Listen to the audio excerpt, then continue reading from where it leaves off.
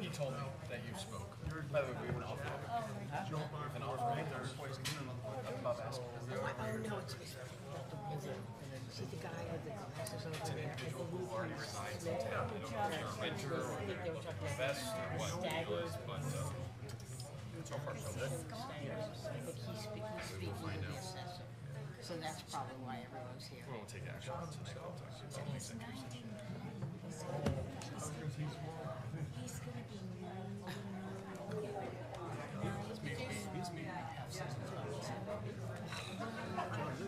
What I just hear to listen. We're never going home tonight. We're sleeping together. What?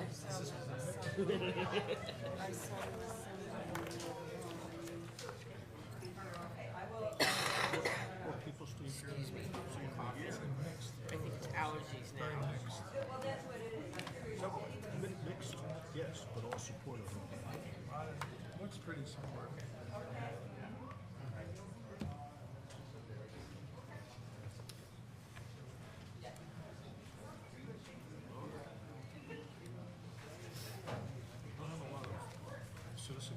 Good to see the citizens of Winston today.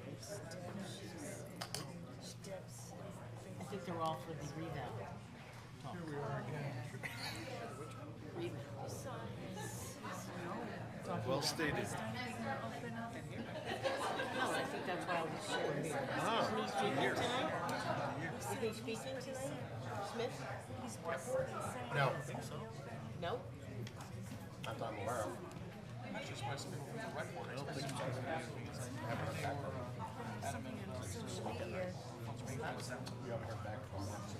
Oh, right, the 16th, the salary. I haven't seen him.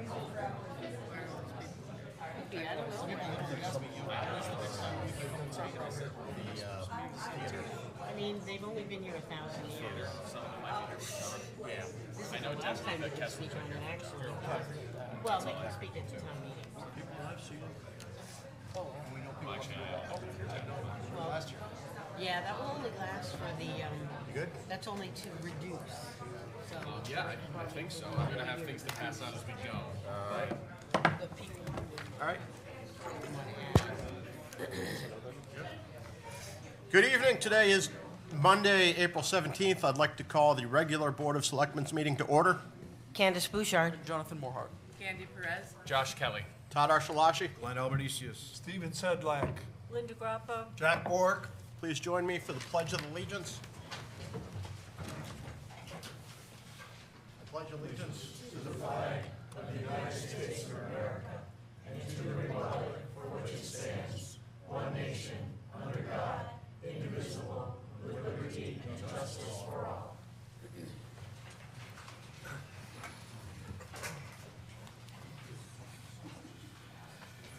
Review of the agenda. Mr. Mayor, as I mentioned to you earlier, I'm just wondering, the executive session number 12 appears before the citizen comments. Sometimes our executive sessions go a little bit longer. I'm wondering if we want to switch the citizen comments to 12 and move executive session to 13. Anyone have an issue with that? All right. Any other additions? Yes, Mr. Mayor. There is a matter related to 212, the area of 212, 211, West Wakefield Boulevard, that I would request be placed on the agenda so that the Board of Selectmen may receive an update about current construction status in that area. Where do you want that? We can place it, Do you want it part of your report? yeah, that would be fine, as part of my report. Part of town manager's report? All right. Do we have to act on it? Should it be- Action will be at your discretion, but I will not recommend any particular actions. So it's just information purpose? Yes.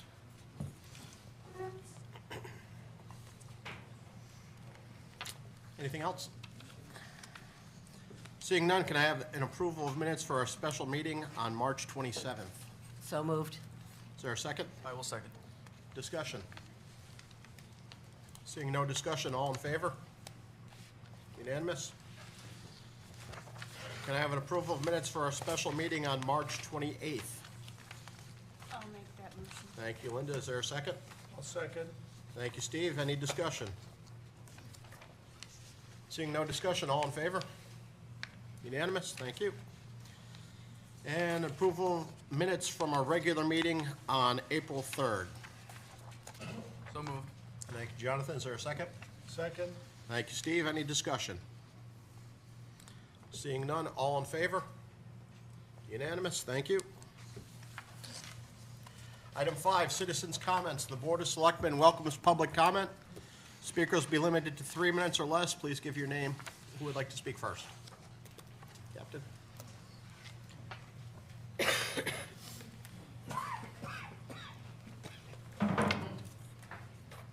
the mic up? Good evening, Stephen E. Kuczynski, 105A Standard Avenue, Woodstead, Connecticut. I'd like to clear up a situation, that occurred the last regular meeting, and that was with our second selectman, Perez, coming forward to give a litany of all the public comments prior to. That's, all those mean nothing. The only one that is concerned with me is the 2013 Board of Selectmen. That is the only one, and that is where the crime occurred, which was the elimination of the public comment. Okay, that is a crime because it's in the town charter, it's part of this freedom of speech, and it was eliminated deliberately. And then we had to go, some of us vets had to go to the ACLU, and we got a letter back, and for lack of explanation, they had to reverse, but they didn't go all the way back to the beginning, square one. What occurred is they were so uptight because they couldn't take criticism, so they perversed it. Instead of the normal 5-minute speaking time per individual and a 10-minute speaking time for a group, they went flat across the board and said, you only get 3 minutes. Oh, come on, really. I mean, that's not really statesmanship, and that's not good adult situation. And it was just adding to the crime itself, the actual crime of eliminating the town that. So, I don't know how to put it, but, you know, I'm a vet, and I've been down the wall, the black wall, with 58,000 names. I walked the stone in Arlington, and also Andersonville. I've been on the platform over the Arizona, and I buried 2 of my previous captains in a Rhode Island cemetery. They were my mentors. So I find any group or any individuals that would dare eliminate the right to our citizens' right to freedom of speech, not only do I find that despicable, but it is the deepest, darkest, blackest contempt I could have, right? Really, the darkest contempt and whatnot. And for lack of a better explanation, it has to be brought to the forefront. It has to be acknowledged. It has to be corrected. And there will be consequences. Now, I have a simple solution. That's my own personal solution to consequences, is that I would gladly pay to have a passport and out of my own pocket so that they can leave the country, that they seem to so want to change things on their own. This is not, this is a democracy, it's not a tyranny. We don't abide by people saying, hey, you know, you're gonna do this, or you're gonna find that. So I would suggest if they want, they can leave the country. I hear Afghanistan is very nice this time of year and whatnot, and you could live under the rule of the Taliban, for all I care and whatnot. But this has gotta be corrected, and I hope you all look at each other in the eye and faces and realize that a crime was committed. And whether it was 10 minutes ago or 10 years ago, it was never resolved. So we've got that. So everybody in this They all get, you get 5 minutes per individual, 10 minutes if you're a group. Thank you. Who else? Come on up. Hello. My name is Steph Burr. I'm the Executive Director of the Northwest Connecticut Arts Council. We're a state-designated regional arts council and serve under the Department of Community and Economic Development. I'm also here on behalf of Liz Shapiro, the Director of the Connecticut Office of the Arts, who couldn't be here but is invested in the outcome of this meeting and sends her regards. I'm here to speak in favor of the project that Alla and John have proposed at the property at 630 Main Street. As many here know, the arts are a powerful driver for economic development. Over the last 10 years, Winchester has shown promising strides in the area of economic development. Despite this, the town is still classified as a distressed municipality by the state. We are now presented with an incredible opportunity to make a meaningful investment in the arts infrastructure of the community without spending any money. Alla and John are exactly the type of people you would hope to take on a project like this. Not only are they community-minded, but they're also dedicated to the history and preservation of the character of the church property. They're enthusiastic, and as I bet you'll see today, they have the support of many artists who are willing to work out of passion for the project. For these reasons, we are in support of a 5-year tax abatement so that Alla and John are able to get this project off the ground. A thriving community performance center will serve as an important outlet that will become an economic draw for the town. This will in turn support restaurants, local businesses, and other cultural assets like the American Mural Project in Whiting Mills. Winchester is positioned to become a thriving arts destination, which will increase the economic prosperity of the town and quality of life for residents. If this abatement is not granted, the next logical step would be to form a nonprofit. This will cost time and money that could otherwise be spent and allocated to getting the project up and running faster.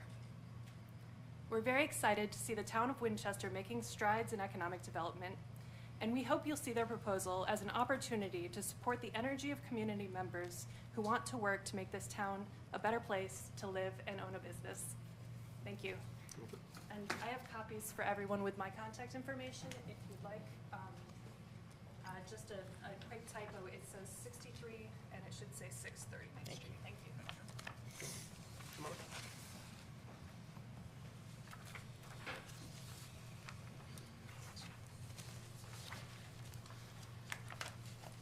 I'm Sue Addison. I live at 114 Hollow Road in Winchester Center, and I'm here to speak in support of the Laurel City Playhouse and Concert Hall. I don't know a lot about it, but it seems exciting to have something like this come into our town. And when I heard that the Methodist Church was for sale, my first reaction was, who's gonna buy a church? Well, now we know who wants to buy a church. And the town of Winchester is known for having beautiful churches. And if we can keep it as the building that it is now and put it to good use, I think it just benefits our town. And we're doing a lot of development for businesses and things, and I think that the Laurel City Playhouse deserves our support. And if it's a tax break for a little while to get them up and running, I would hope that you would support the Laurel City Playhouse. That's it. Thank you. Come on up.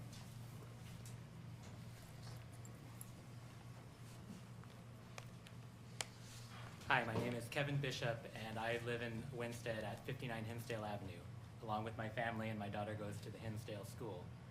And I also live just around the corner from 630 Main Street, the church in question that John and Alla are working on turning into a concert hall and arts center. And in addition to that, I'm executive director of Cuatro Puntos, and we're a Connecticut-based arts organization with the mission of uplifting silenced, persecuted, and underrepresented musicians. And just by happenstance, because Winchester is a lovely place to live, actually over half of our board of directors lives in Winstead of Cuatro Puntos. However, we must commute out of Winstead in order to work as artists. And we know, I know very much that a vibrant and diverse arts community is critical to the prosperity of any town, not only in contributing to the life and soul of a town, but also economically. The revenue that new arts audiences have brought into small towns like Winstead all over the country have revitalized small downtown areas like ours.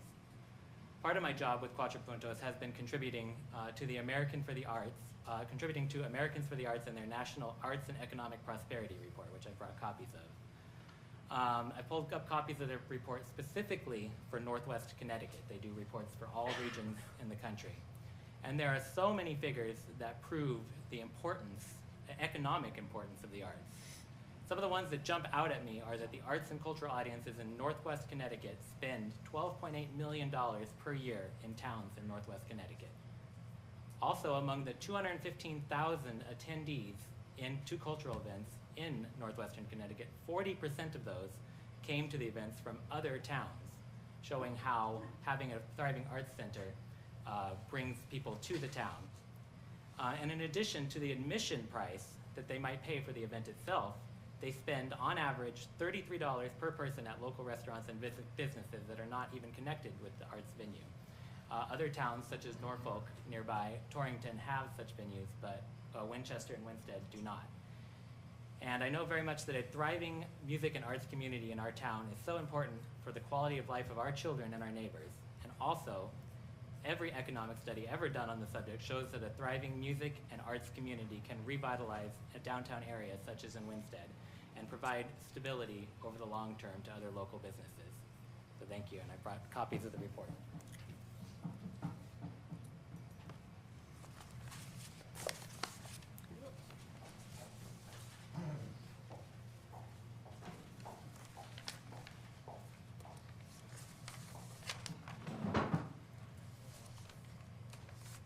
Deb Kessler, 272 Gilbert Avenue. Since my husband and I moved to this community, we've made some amazing friends, and among them are John and Alla. They are unassuming people and not going to, toot their own horns. So I'm here to let you know a little bit about them in that way. They have restored a beautiful home that they live in. They have purchased other properties in town that they are working on, most notably right now the former Redmond's building. If any of you had the opportunity to go into that building before they purchased it or right after they purchased it, it was really in rough shape. But they saw in this facility the ability to bring the arts to Winstead. They have determined it would be best for dancing, and as a dancer, I'm thrilled at that prospect. It has beautiful dance floors. They have been working very hard on bringing it back to what it should be. No doubt anybody who drives by can see that the siding has been changed. Josh is going to share some pictures on the screen so I can show you, give you an example of the beauty that is coming to the interior of this building.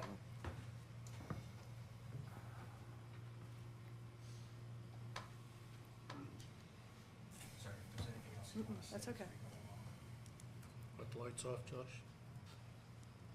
Are we doing 3 or longer? As long as it's new information.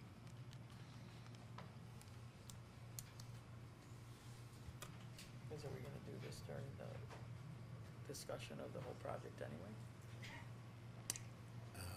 That I don't know. So while he's getting that booted up, I'll go ahead and say that I really hope that you consider giving them the abatement on the Methodist Church. It's a stunning building. It'll be a beautiful music venue for this community, a beautiful theater venue, be able to have other types of events going on there. And they want to maintain the integrity of it. So we'll just leave that there for a second. They want to maintain the integrity of it. If they don't purchase the building and someone else does, someone could come in and be taking those gorgeous stained glass windows and using the building just for architectural salvage. And then right in the heart of our main street, which is full of beautiful churches already, other historic structures, we will be left with a building that is negligent. And I don't think this community needs another neglected building. Here's the current progress going on restoring the ceilings. I don't have a before picture to show you. They looked horrible. So they're being restored to their glory, the way they would have looked at the turn of the 20th century. Behind where John is working is a portion of a mural that is being painted in the balcony. Okay. We can do the pictures in the other part, Josh, later on. Okay. Just to show you, this is the upstairs dance floor. There's the main dance floor downstairs, and this is on the second story. It's been recently refinished. It's beautiful, and again, as a dancer, I would love the opportunity to dance on a floor like that. As the mayor noted, we'll finish up Okay. and show some more pictures. All right. So thank you again. I hope that you will consider giving them the abatement so that they can put all their resources into bringing the Methodist Church out as quickly as possible as a playhouse.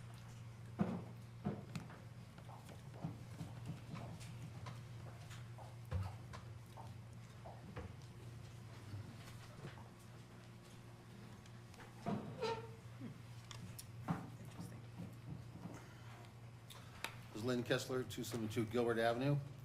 And what I'd like to ask your permission to do today is, I'm not representing myself, so it's not my opinion, but there were two people who are very close friends with John and Alla who wanted to be here tonight to speak in support, and they couldn't. So they sent two short emails that they wanted me to read to you tonight. And if, with your permission, I'd like to do that. So this is an unusual step, but if it's okay, then I'll go ahead and do it. It's okay. All right. This is from Kimmy Carlson. She lives on Blue Street in Winchester Center. Dear Winston Town Selectmen, I'm writing to you in support of a tax break for the Laurel City Playhouse entertainment venue that is proposed for the United Methodist Church building. We don't know the possible benefits this project will bring to our lovely town unless we give them a chance to get started. I have personally worked in community theater for most of my life, wearing many hats along the way, and I hope to be a volunteer for them. Please give them this chance. Thank you, Kim Carlson. The second is from Jennifer Jones Pershino, who is a playwright and theater maker living at 199 East Lake Street in Winstead. As a resident of northwestern Connecticut my entire life, I can confidently say that Winstead is a great town. Much of that is attributed to our culture and arts. Excuse me. Whiting Mills, the Gilson, music venues, and such as Second Home and Red Barn Brewery. They all bring visitors to town and bolster the town's image as a vibrant community and burgeoning cultural hub. That's why I was devastated to learn that Winstead is trying to strangle what could be a shining star in the town. A theater like John and Alla could develop. This would draw folks from throughout Connecticut, Massachusetts, and New York State. It would also provide an artistic opportunity for many in the area. The organization deserves substantial tax reduction consideration. It cannot get off the ground with the outsized taxes proposed. The church is a gorgeous historic building that could be repurposed into a stimulating arts venue with the vision and commitment of artistic owners, and the town's willing to invest in its future as a community. Without the support of the town and the care of such committed stewards as John and Alla, as well as their team of volunteers and supporters, the building could very quickly fall into ruin, an abandoned building where a vibrant theater could have blossomed. Please consider how outsized taxes could be extremely detrimental to the future of this building and this community, and how investment in the theater is an investment in the town. Thank you. Do you want to leave the emails? Do you want to leave the emails so you can enter them into the record? Who else would like to speak? Thank you, sir.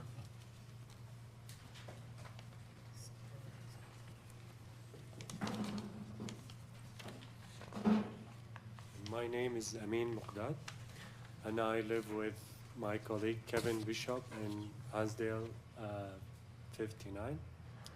I'm an Iraqi composer, a musician, and also a theater actor. I will share a very small story about arts and how arts helped me and helped an entire city. So I was trapped 2 years in the city of Mosul, and that city was occupied by ISIS. And during that time, I was composing music, and I was teaching music for the people there. I had my belief in art and how art is important to change the direction of any city, but not really that much that makes me feel very confident with sharing art with people. I was posting and I was trying to prove to Iraqis for first that the people who's trapped inside the city are innocent, and with art and supporting art, you could really make a big change. But you know, these sounds are not really very loud if you just talk about it. Then after 2 years of that, I went out of the city after the liberation of the city. Then I played. I went back after the health part of the city was liberated. And I played in a very, very ancient site in the city called Yunus Mosque, which is a very holy place in all the religions there. There's a church, there's a mosque, there's a temple, there's also an Ashurian ruins. However, that concert literally was about 10 minutes, and ISIS heard about it and they sent me a mortar, but hopefully and gratefully they didn't kill me yet. So, since that day, literally the opinion of all Iraqis, an international opinion about the city, about the people who live in the city, was totally changed. You could Google that, and you could Google my name, and you will find lots of coverage about that. Then I started to believe more in the power of art, how art could really change the direction of any city. Now there is so much art in the city, and there is so much support coming from all around the world just because one brave move. I'm not bragging about it, but that crazy move I did that time proves me that I should do that more. Now I'm hosted by Cuatro Puntos, and I'm a board member there. Also, we have been working 5 years, and as my friend and my colleague Kevin said, that having such a thing here will really bring a lot of things, good things to the city from so many sides, human side, from economic side, and for sure from the artistic side of view, because people wouldn't go far to different cities to approach to art, because art is like, it's something a need. It's not something we do just because it's fun. So I think helping John with the project will make a big, huge impact on the city. And I'm telling you, I experienced that, and I would like really that you support that with the tax debate, and I'm sure that will benefit everybody who lives in the city and around. Thank you. Thank you. Who else would like to speak? Virginia?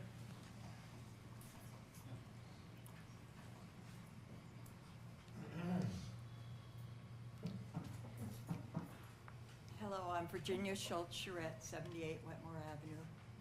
And first I have to say, I'm not a musician. My musical endeavors ended in 5th grade. Violin, however, it was the violin. However, I can appreciate good music. When I managed a bookstore in town, had Steve Larson, Cuatro Puntos come in and do their thing several times. We had the University of Hartford come in, all in this tiny little room, and the sound was amazing. Can you imagine what that would sound like in that Methodist church? It would just be, the place would be packed, and you know, it would just be awe-inspiring. As far as the tax abatement goes, I am an historian. That property has not been taxed in over a century. What's 5 more years? I mean, really. I know that, you know, people's finances are tight and everything, but that little bit is not going to help the town as much as this building would. One of the things that helped Winstead's growth in the first place was early on, we had hotels that had upper rooms where dancing could be held. Then we had Camps Hall, which was on a side street near Main Street, and that was done through the Civil War. But in 1872, one forward-thinking businessman in town opened up the central part of Winsted with an opera house. That was 1872.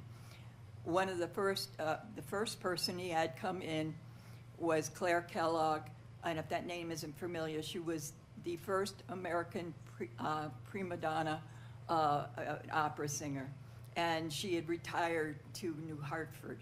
And then we've had Mark Twain there. We had all sorts of speakers, musicians. John Philip Sousa played here. The very first time that Buffalo Bill came to town, it was a small thing he did, it was played there. High school graduations were held there. Businesses that might need to have more room to do an event, just like Soldiers Monument does sometimes when we have big events, but we pray that we don't have rain. It's a problem.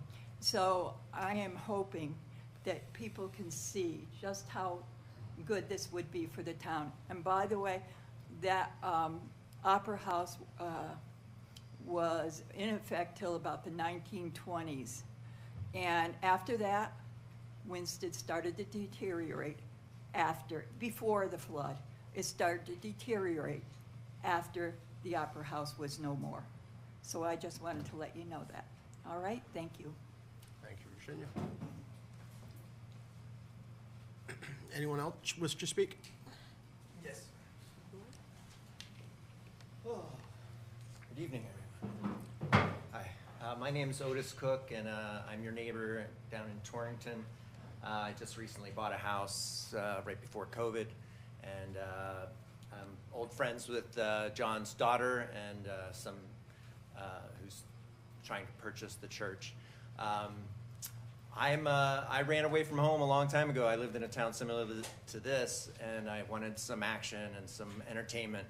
I was a hyperactive youth, ate way too much Frosted Flakes, Mountain Dew, and became a break dancer, hip-hop dancer. My mom used to dress me up as a clown before that to do town events.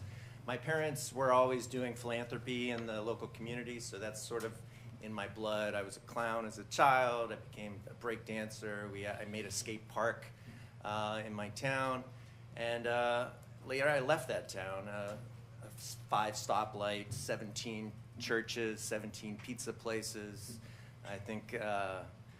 But here I am. I basically toured the world. I've been a creative director at Palabolis in Washington Depot. I've been a lead character performer at Cirque du Soleil, being one of their lead clowns, tying together all their acts at Verikai. So I've toured with people internationally. I've taught at the Lincoln Center to youth, doing a youth program there. I really am at a state where I've gotten older and I'm not balancing on my head and I'm not juggling people quite as much anymore. But I love to do that. COVID has kind of made it very difficult. And this opportunity to really create a mecca for the arts in Connecticut, we're at sort of the end of the line on Route 8, and it opens up in New England, everything gets gorgeous. It's a real draw point for all my friends around the world to come and use that wonderful dance space that's upstairs, that's intimate, to bring people from the universities to come and do classes with these world-renowned performers. Circus performers, drummers, musicians. And then the downstairs space to that is, as the community gets bigger, we're able to spill out and do community dance performances, salsa events, acro dance events, contact improv dance, drum circles. I mean, the list is pretty big because I'm really hyperactive and I love to move. So the potential for a weekly event there for the community is huge. And I feel like it's a great combo with crossing through town to the big performance venue and a place for the community to really show itself off and what it's learned and what it's getting out of the smaller space that's all about learning. So this is, I feel like the amount of people coming into town to stay, to eat, to work, they're traveling from one smaller event for workshops and classes during the day, they're coming in through town to eat, to find lodging, and then they're staying for this evening event, whatever it is, whether it's a church event, a wedding, a music venue, a theatrical cabaret. The space is amazing. I've just recently been there. I even spoke to the neighbors just randomly as I walked around to see the space, and they didn't know who I was, and they said, "Oh, are you guys looking at the church?" I said, "Yes." And I was like, "Well, what would you like to have happen?" And they were like, "We'd love it to be something creative or something for the community. Don't turn it into a big parking lot." I mean, that was sort of their, they didn't know who they were talking to, but I was like, well, I'll do what I can. I mean, I love community, and I miss community by being on the road all the time, and I feel like I finally put some roots down, and I'd love to make this my commute and spend a lot more time here. Thank you. Thank you. Ma'am?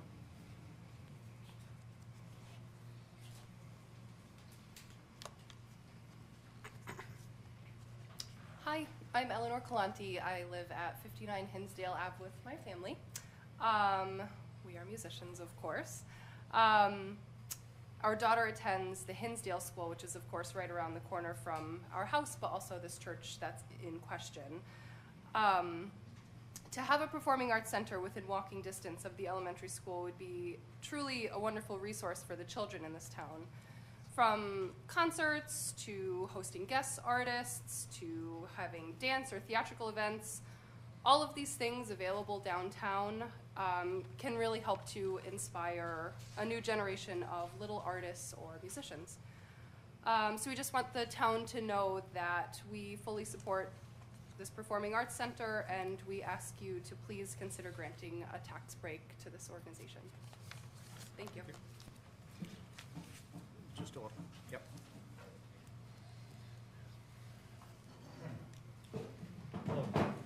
My name is Steve Larson. My wife Annie Trepanier and myself, we live on Wheeler Street, just around the corner, and I'm the chairman of the board of Cuatro Puntos. My wife is a violinist in the group, and I'm the violist in the group, along with Kevin and Amin. And of course, I am absolutely excited for the potential of having a performing arts venue in town that I might even get to perform at. I've performed a number of times in town, but 99% of the time I'm on the road, either somewhere else in Connecticut or, you know, flying out to California for one concert, which is ridiculously silly. So, you know, the idea of having a really gorgeous architectural space with a good acoustic, that is really exciting for me. I could walk there to perform. That would be fantastic. But I'm also just totally excited as a resident. I really want live theater in this town. That would be fantastic. I would love nothing more than to be able to go see live shows and just walk there and then maybe go out for a coffee or dessert after the performance. And that sort of excitement about performances locally, and that's great for everyone in the community, but it puts Winstead on the map even more than we already have. We have many great things going on in town, but I don't think we've quite achieved the critical mass to get the word out about how great Winstead is. And we need a performing arts venue like this to really stimulate excitement, you know, throughout the whole region about what a great idea it is to come into Winstead and spend some time here, see a show, you know, go to the restaurants, obviously, that sort of thing. And just the idea of creating more activity downtown. My wife and I and our kids, we go for walks every single day around town, and I would just love to be seeing more people walking around. We love the vibrancy of running into lots of people, and we don't run into enough of them in downtown Winstead because there isn't quite enough activity going on. And this sort of arts venue could make an enormous difference. So it's a huge, huge investment that we need to make, you know, along with these dedicated people, and I think it's just could be enormously important for the town. Thank you very much. Thank you. Anyone else who hasn't spoke yet, wish to speak? Come on up. Jerry Martinez, 117 Preston Road. I'm curious, I have a number of questions as to how the arts, and I support the arts, and I support the effort to bring more people into town. Is desperately needed in order to drive our local businesses on Main Street. But how the arts actually increase the grand list? You know, the town is facing dire financial situation. Right now, most of the tax burden is on personal property. That's gone up for a number of people, understandably. And so I've heard a number of different things on how exciting this is and the economic impact, but what is that? What has Torrington experienced? They have a vibrant downtown with a number of art studios, a Warner Theater, dance studios, a number of things. Infinity Hall, not too far down the road from us. So the question is although the property has not been generating any tax revenue, and I get that, and it would be nice to have the property filled so that the building doesn't decay. But the real question here is, on this investment of the abatement, what do we get as taxpayers as a return on that investment? When this venture should have become successful, do we get back that tax money that was abated for X number of years? You know, how do we increase the grand list? Somebody had just said that people can lodge here. Well, I don't know where they lodge because we don't really have any hotels or motels in town. Possibly some, you know, Airbnbs, but, you know, is this enough to actually drive what Winstead and Winchester needs in order to move forward financially? And so we can have all this great stuff that comes in, you know, the arts, the dancing, the drama, Playhouse, but in the end, is the responsibility still of that of the private property owners who are still going to have to fund the general operation of this town? So if we can get a thing which says, look, in 4 years, we believe that this venture will generate X millions of dollars for the town, I think we should need to explore that, find out what the financial benefit of this is, and if there is any, and just use that as part of the determination as to whether to move forward.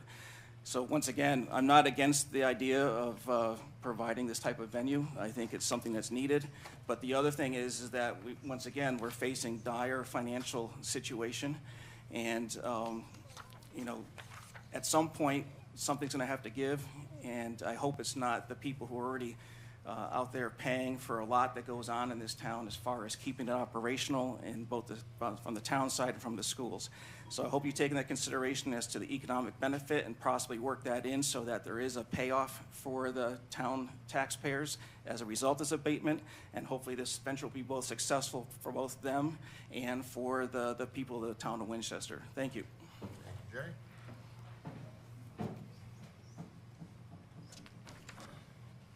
Anyone else? Bill? Good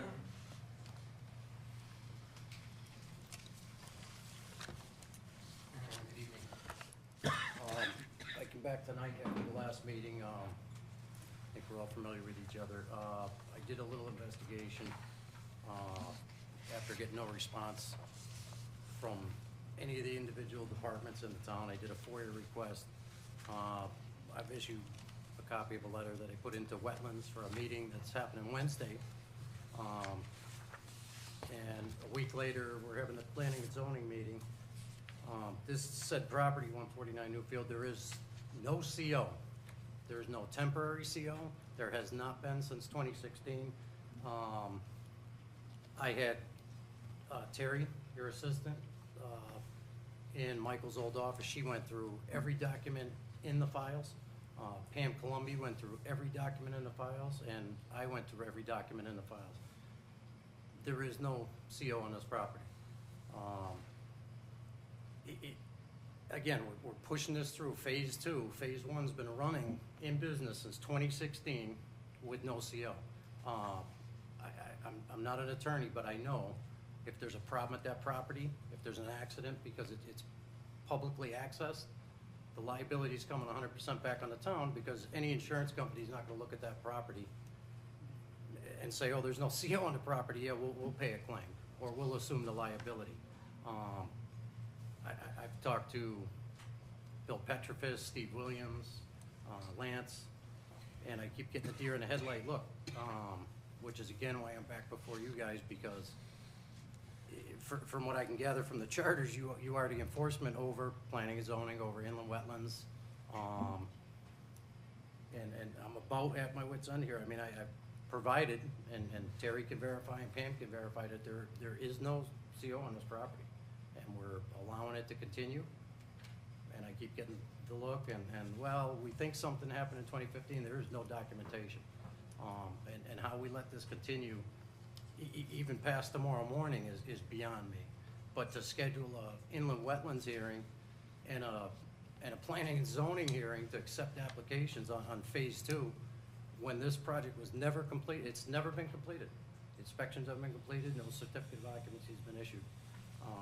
I would think that the selectmen here have to be as in awe as I am, that this has been going on for 7 years, and wow, there's nothing there. I've asked this at every plan and zoning meeting, every wetlands meeting.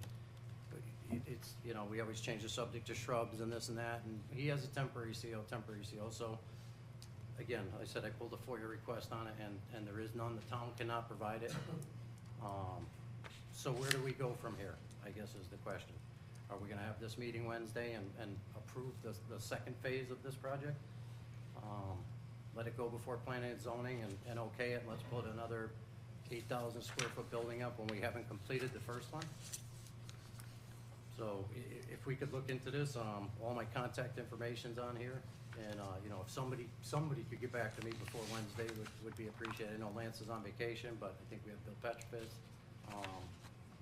and obviously the group here has the power to step in and make a decision on this, I believe, as well. Appreciate it. Sure, I can weigh in a little bit on that. So first, we do have Bill Petrowski already working on this. He's been working on it for some time now. Our understanding is the same as Mr. Pozos, who just spoke, which is that there is no temporary CO at this moment in time. That wasn't understood before now. However, the property owners have been contacted, notified that they don't have a temporary CO. If they're able to produce something to the contrary, then obviously we would have to review that at this point, but there's nothing within the town's files. So we'll act accordingly within state statutes. And the building official is aware that he will need to act within the state statutes in a timely manner, and also inform inland wetlands and planning and zoning that there's no CO on the property, which would stop the process, as it were. Did you identify that property in question? I don't have a specific address in front of me. 149. 149 Newfield Road. And the business that's running it then? Called ECAD. Yep. Anyone else wish to speak who hasn't spoken yet? Seeing no one else, moving on to item number 6, Town Manager's Report. Sure. Well, I know that we have a lot to get to, and certainly my comments aren't the most important, so I'll try and keep things brief. I may have said this before, but the town has successfully locked in an electricity supply rate at approximately 10.8 cents per kilowatt hour for the town, schools, and Water and Sewer Commission. Between the schools and the Water and Sewer Commission alone, we expect a savings of over $250,000 a year, and largely due to the massive increases that we've seen recently on the electrical supply side from Eversource, who is no longer the town supplier. Beyond that, we have progress being made on 508 Main Street and Bachelor School, more of which I'll share with the Board of Selectmen in executive session. There was a special meeting held this past Friday, April 14th, where the Board of Selectmen held discussion on the budget. If it is not finalized today, there will be another special meeting tomorrow.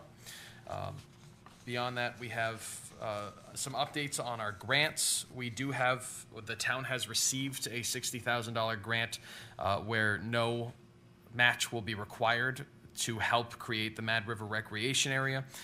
This is going to help fund more engineering and planning costs related to the not the development, but the development of trails at that site.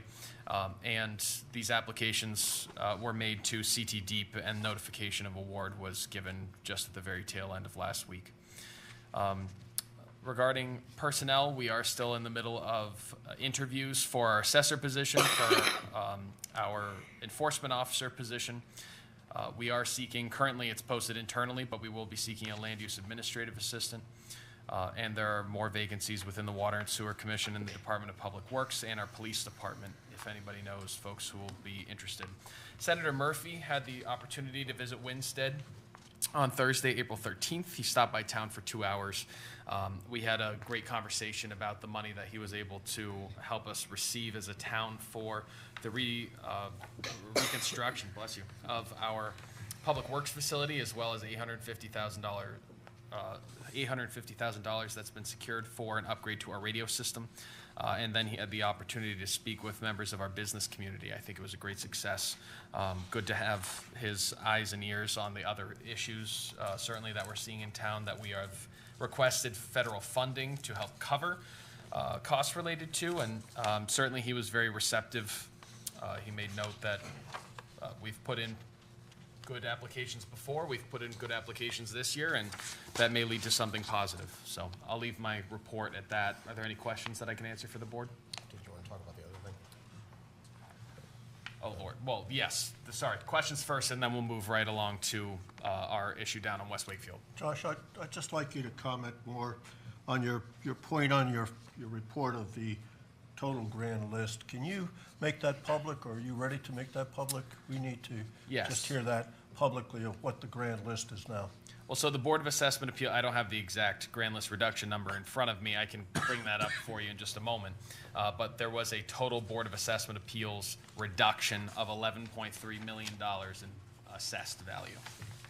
Right. Yeah. We don't have the final number. I can, like I said, I can calculate that for you in just a moment. Any other questions? Do we still have the $40,000 set aside in the ARPA fund for town marketing and economic development, or was that eliminated? No, that was funded. Okay, so we still have $40,000 set aside for that. Yes. Yes, for various uses within those categories. It was pretty broad. Other questions? Okay. The Wakefield. Yes, so if the team for West Wakefield Boulevard would please come to the front. I am going to allow you to speak more in depth about this, of course, but just to give everybody a little background information, there is a construction project that has been underway in the area of 212 West Wakefield Boulevard. This past Thursday into Friday, there was an issue that occurred.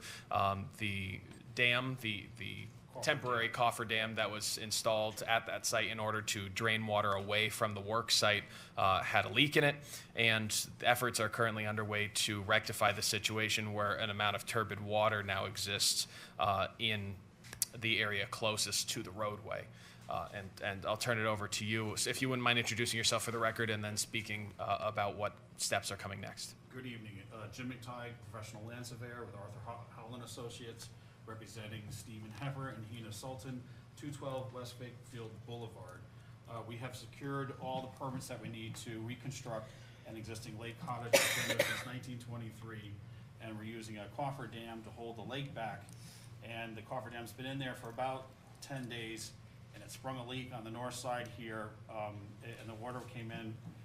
The tarp was laid down, and the water just managed to get underneath it a little bit, and then the water started coming in, and it stirred up some of the lake bed and created some turbulent water that we now have to manage and remove. We're talking about bringing in a weir tank, which is 47 feet long by 8 feet wide by 9 feet high. The property has a lot of slope to it. So currently right here, this red box represents the size of the weir tank. It sticks into the road about 4 feet. So I'm requesting permission to have a temporary road lane closure so that we could just park this weir tank here for 1 to maybe 2 days tops, and then remove it. And I understand I need your permission in order to have a lane closure. Can I ask a question? First of all, everybody understands what it is. On West Wakefield Boulevard, the cottage in question sits in the lake. And they put a cofferdam around it at high water and removed the house, and water is behind the silt fence. So I went by today at 5 o'clock, and they were pumping the water out through those white hoses, and they put an additional silt fence out there, or turbidity curtain. Is that true? What was happening there, and now you're asking for a tank, but they're already pumping? No? Yes? Well, it's been a very fluid situation. I've been working with Tom Grimaldi, the consulting town engineer, and we've been in contact with Pam Columbi as well.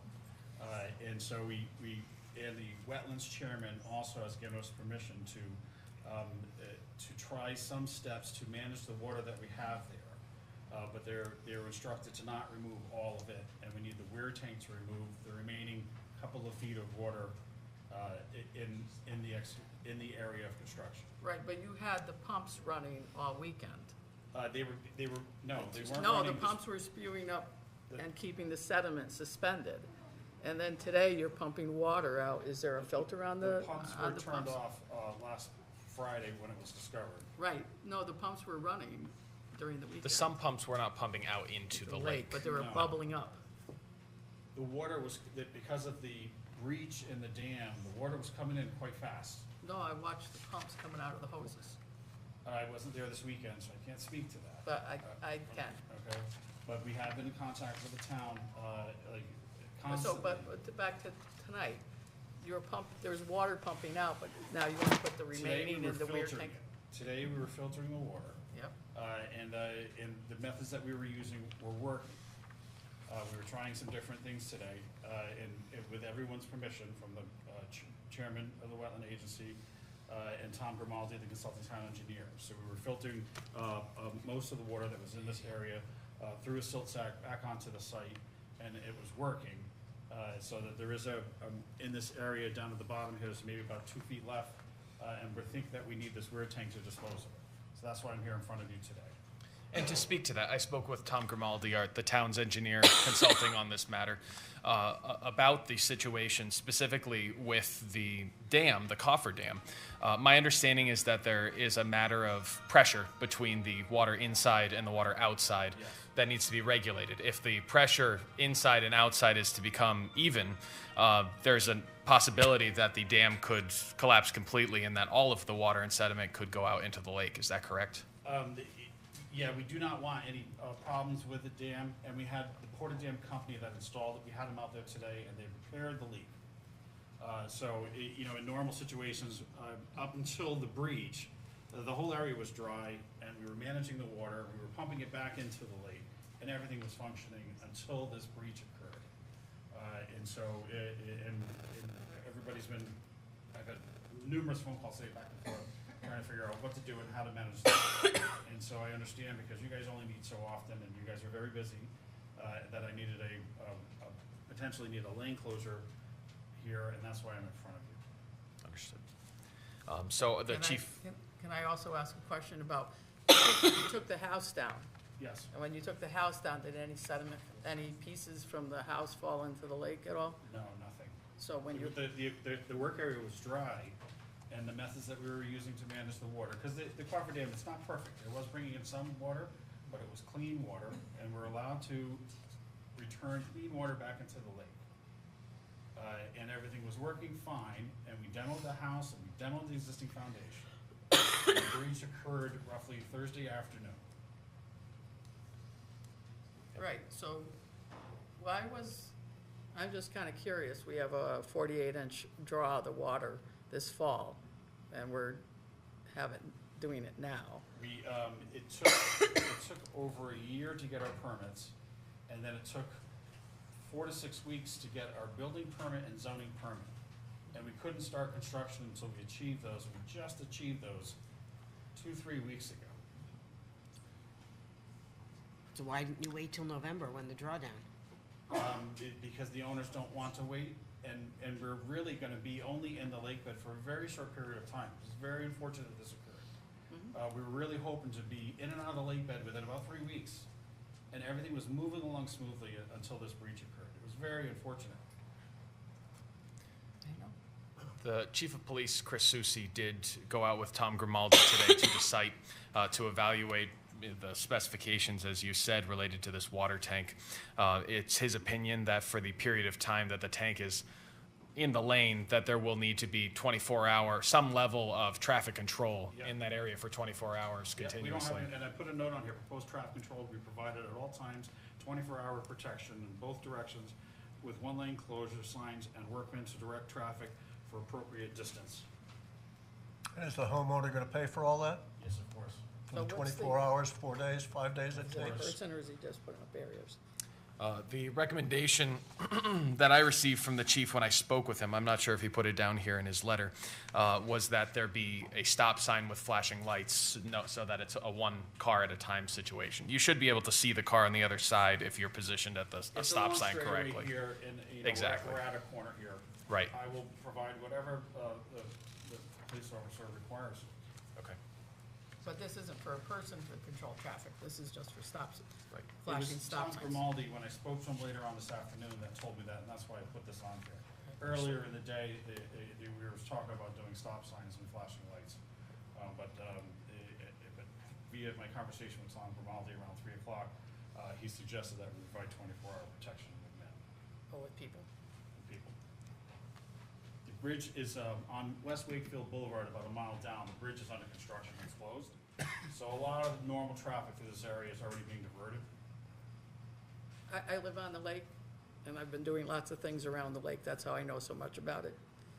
You know, because we work to keep the lake clean, we work to do all that, we do water testing, we do weed treatment, we're doing everything we can to keep the water clean. So when I have questions, it's because the amount of work that's been done over the past 30, 40 years to keep everything clean. And so when we see breaches like this and we see the turbidity and we see the water like that, it causes great concern to all of us. And I can appreciate all that, and the wetland agency has gone above and beyond what I normally see in most of the towns that I work in, and have been very impressed with their due diligence on all of that. Can you tell us just briefly how the weir tank works? It is a 3-compartment tank. They pump the silted water into one compartment, and it has a flocculent logs in it, and then the water gradually settles from one tank over weir into another tank, over weir into another tank, and then it can be pumped out. And then at some point, the first chamber needs to be completely cleaned out once it reaches a certain amount of sediment level, and then the process can start all over. Given the amount of water you've got to contain and manage, what's your timeline on this? The contractors tell me they really think they only need it for 24 hours, and I'm suggesting that we do it for up to 48 hours. It's a one-time thing. Once we get rid of this, the turbid water, we can go back to the standard methods that we've been using to filter the water, and we should not need this tank. There is a possibility that we could also site this off the edge of the road. The contractor's looking at, we have a level shoulder and a small level area in here, and with a little bit more riprap over in this corner, we could possibly slide this off so that we don't need to block the lane. But due to the urgency of the situation and the timing of everything, you know, this would be option 2, where it's off the road, would not need to block it.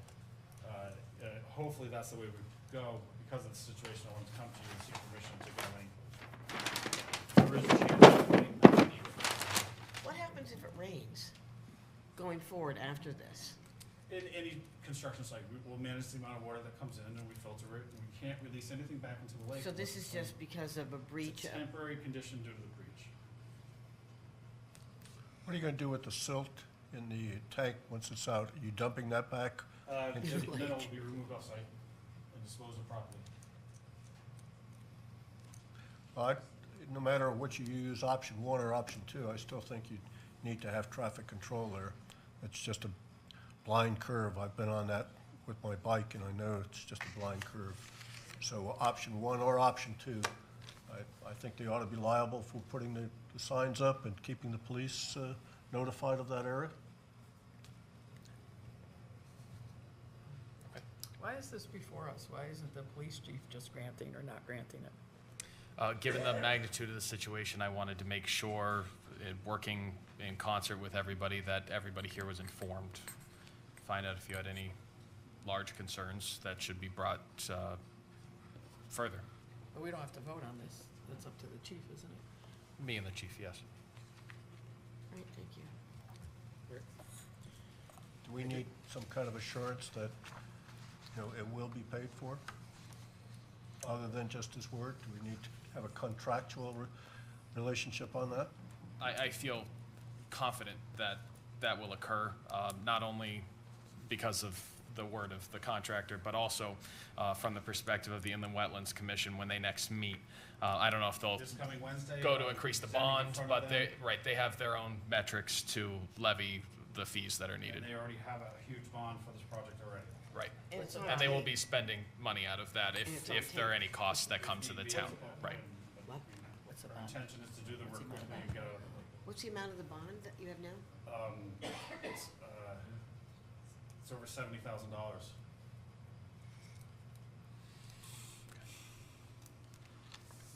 I'm okay with the authorizing the chief to. Okay. That'll be granted. Thank you. No, not on that. And Marie is here. Moving on to item number 7, Finance Director's Report.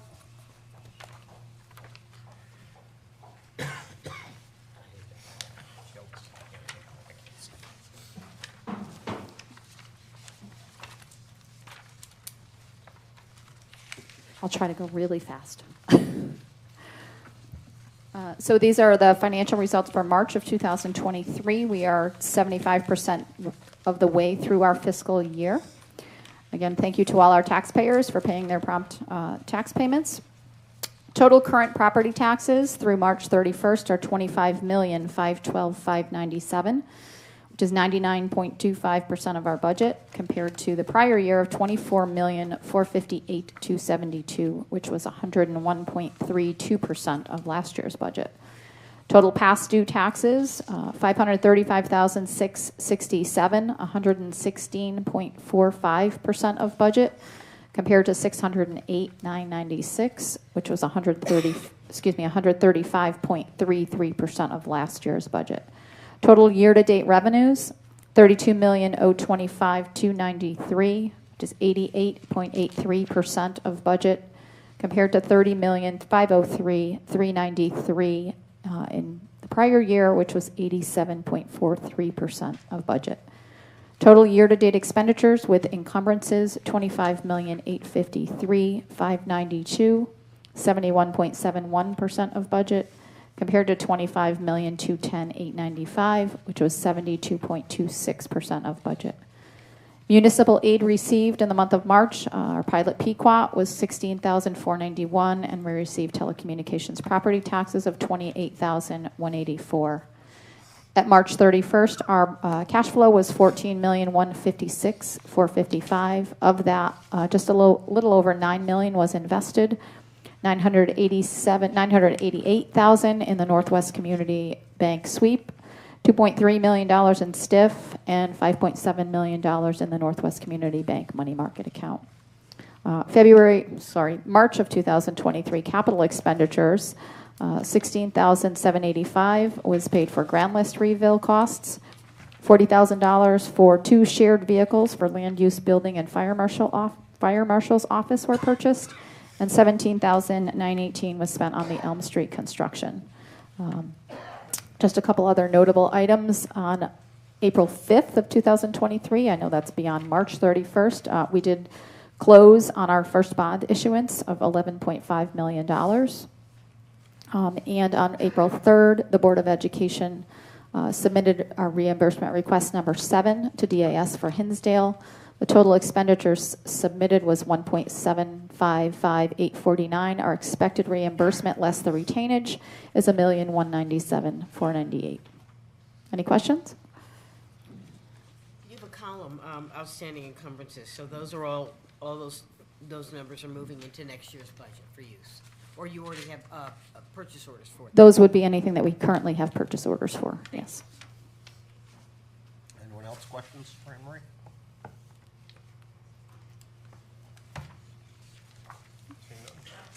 Thank you.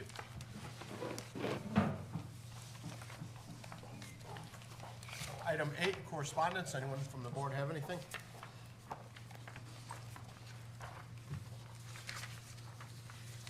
9, boards and commissions. Steve? Okay, thank you, Todd. A lot of paper tonight. Let me find my... Thank you. Okay, here's the action we have to take tonight. As far as appointments go, okay.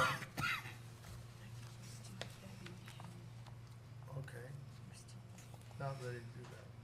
Okay, first of all, I move to appoint Ellie Gunn as a member of the Zoning Board of Appeals as a permanent member, moving her from alternate, term to expire in December of 2028.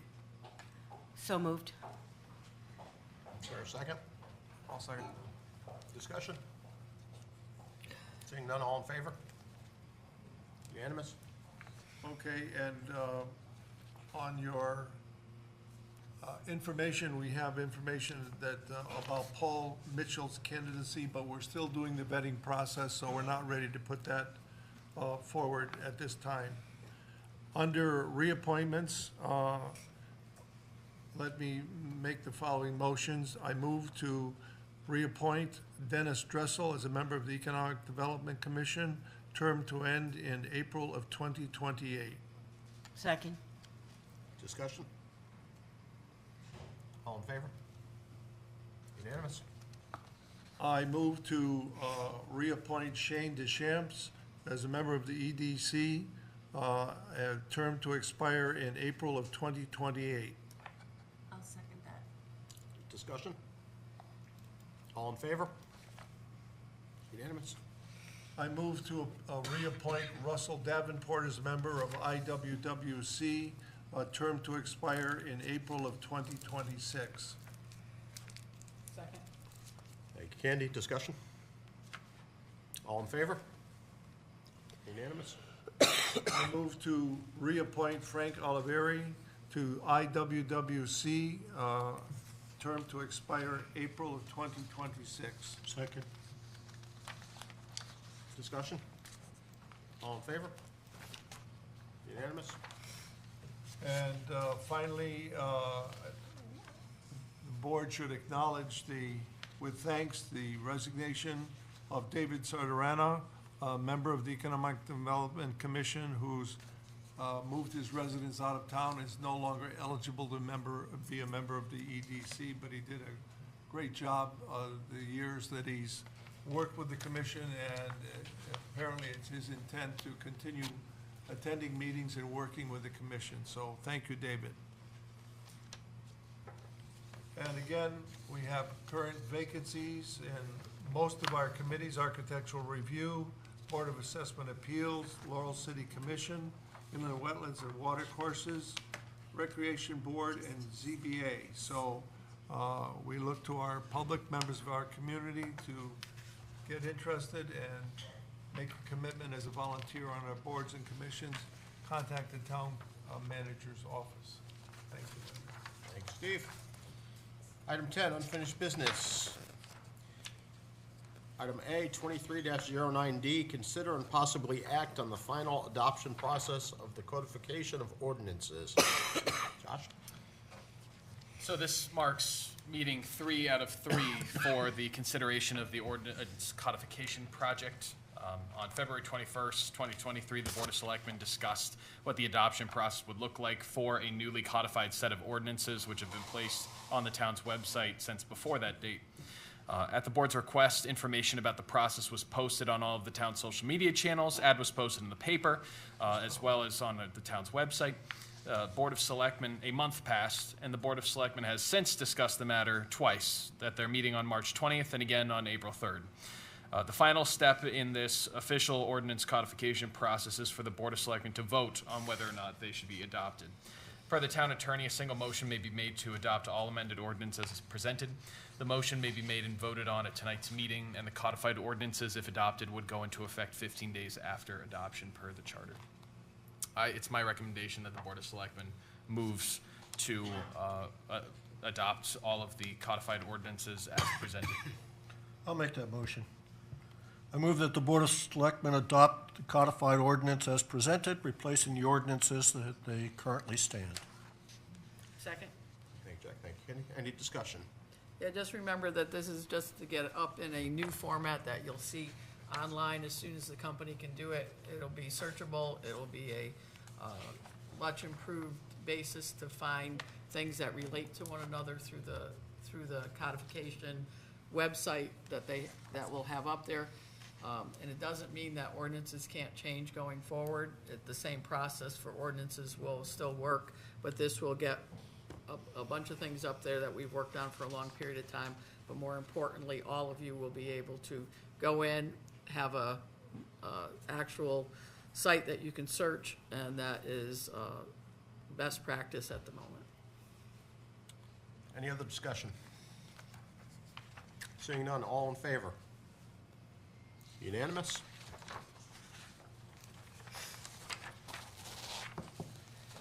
Item B, 23-11C, consider and possibly act on tax abatement items. Josh? So at the last meeting of the Board of Selectmen, I was asked to draw up an example or a draft resolution to approve a tax abatement for 630 Main Street. That resolution is attached and enclosed in your packets. I believe that the recommendation that is presented within the draft reflects a lot of what the Board of Selectmen was saying that they would be willing to support. I would like to note, and so for those of you who don't have this in front of you, the recommendation on the floor, or that I'm presenting here tonight, is in fiscal year 2024 to fix the assessed value, or rather the appraised and assessed values, to 90% of their current appraised and assessed values, being at, which would levy a $2,322 tax bill from that property, given a 26.5 mill rate, which is what's been discussed previously here with the Board of Selectmen. In fiscal year 2025, it would be a 50% tax abatement, meaning half of the property's value would be taxed, which would levy approximately a little over $11,000 in taxes. And in fiscal year 2026, there would be a 25% abatement, which would levy $17,000 in change in taxes, reaching full maturity with no abatement applied beginning in fiscal year 2027, with an estimated $23,000 levied in property taxes. So things to note if this is something that the Board of Selectmen is interested in considering for approval. At no point in time will the property at 630 Main Street not pay taxes.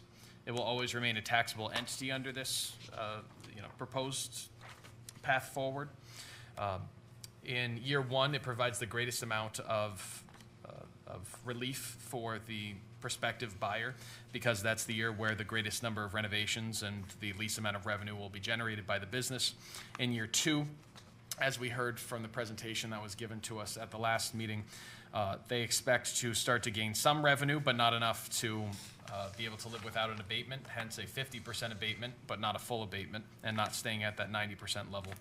And in year three, they should be getting to just about what I'm going to call full swing, and a 25% abatement would be leveled in order to provide one last boost in relief to this property. As has been noted by other speakers tonight, certainly there are pros to this proposal. Having a tax abatement that is levied slowly over time will gradually increase our grand list until in fiscal year 2027, the full $23,000, likely more by that point, will be levied at this property. This will allow John and Alla, as it's been presented to us, to develop a performing arts center, which could be able to create jobs and may be able to help drive our economy to an extent. The cons to this is that the town would lose out on an amount of income. If this tax abatement is not granted, I'm not sure what the next steps would be. I'm not sure if this would be a taxable entity anymore, one way or the other. And it's my recommendation as an investment in future town tax levying capacity on this property to grant the abatement in a manner as I presented to you tonight. And I've provided for you both a resolution to approve the tax abatement, which has been reviewed by the town attorney, with language included from the town attorney, as well as Schedule A, which is attached, which states the fixed assessed value as well as the effective tax abatement that's applied in each case. And there's a motion that's included in the documents I presented you tonight, if that's of interest. Any questions for Josh? I have a question. Should this individual try to make this a nonprofit in the future, would they owe us all the money that's evaded back? Just like a 490? Presently, that is not explicitly stipulated within the resolution. However, there is note, and I'd be happy to read the resolution into the record if it's of interest to everybody, but it does note that the town has been assured by the prospective business owner that the property will remain taxable. And it's our expectation that it remains that way. I think there has to be something in there if that changes. You know, that's fine to say we think it will be, but just like a 490 for a farm or a forest, you know, you have a commitment for 10 years. And if you change your property within that 10-year period, you have to pay back taxes. So, you know, I mean, that's nice that people can assure us that things won't change, but that's not reality. I think if we're going to make a commitment, then we should get a commitment back. If something changes, you know, that money comes back to us. I think everything needs to be in writing. I've been through enough things and watched enough projects in town that all of this needs to be codified in a legal contract with whatever we're going to do on here. I also think that the abatement schedule should be a little bit different in terms of the amounts. I'd also like, and I don't know if this is, we talked about it at the last meeting. It was discussed at the last meeting about the amount of town support that that John has received from the town already, in terms of, I believe it was 2 facade improvements and 1 business startup, or 2 business startups and 1 facade improvement of $30,000 total. And now we will be providing more financial assistance. So in light of all that, is there any I guess, appetite to not have those other, because the other 3 haven't been activated yet, have they? The facade is very clearly in progress. The 2 business startup loans have not been fulfilled at this moment in time. So is there any appetite to perhaps look at that and not provide the 2 business startup costs of $20,000 and kind of like balancing out this abatement?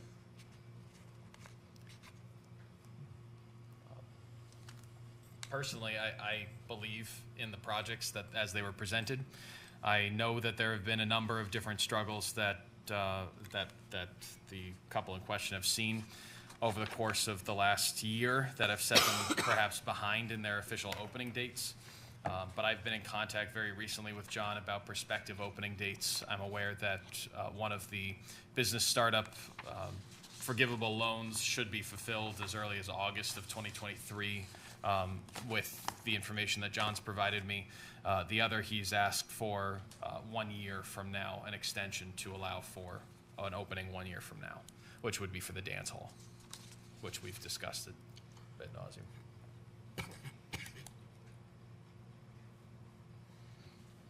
Josh, is there anything in this on a change of ownership resulting in this being non-transferable? So yes, you have section C within the resolution that states that the agreement fixing the assessed value shall be terminated if a limited liability corporation established and operated by John Noon transfers ownership of the property, or if the property is no longer a recreational facility. So both if the use is changed, for example, if John woke up one day and said that it should really, through the LLC, it really should be housing, or something else, or a church again, or whatever the case might be. And 2, if any ownership is transferred once it's acquired by that LLC, then the agreement would be null and void, terminated. But that doesn't provide what Candace was asking for. No. About the return of tax? No, it does bring the tax levy up to the full amount, and it cancels any abatements that are still outstanding, but it does not provide what was requested by Candace. Amendments can certainly be made. I would be happy to, if there's a consensus or a majority of selectmen that wish to take this in a particular direction, I'm happy to run it by Kevin Nelligan and go in that direction. I do know that there's a time factor in relation to the closing of the building. I'm not sure if the closing might occur, John, between now and the next Board of Selectmen meeting, but that's a factor that I would like your input on. Closing hasn't been scheduled yet. It could potentially happen within the next couple of weeks. Waiting for this meeting and the outcome of this tax abatement decision to determine whether it's even worth buying the building or not. So this first I've heard about the tax abatement structure, and I can tell you it doesn't really sound very good to me. But the closing hasn't been set yet. Whether it does happen or not will be determined by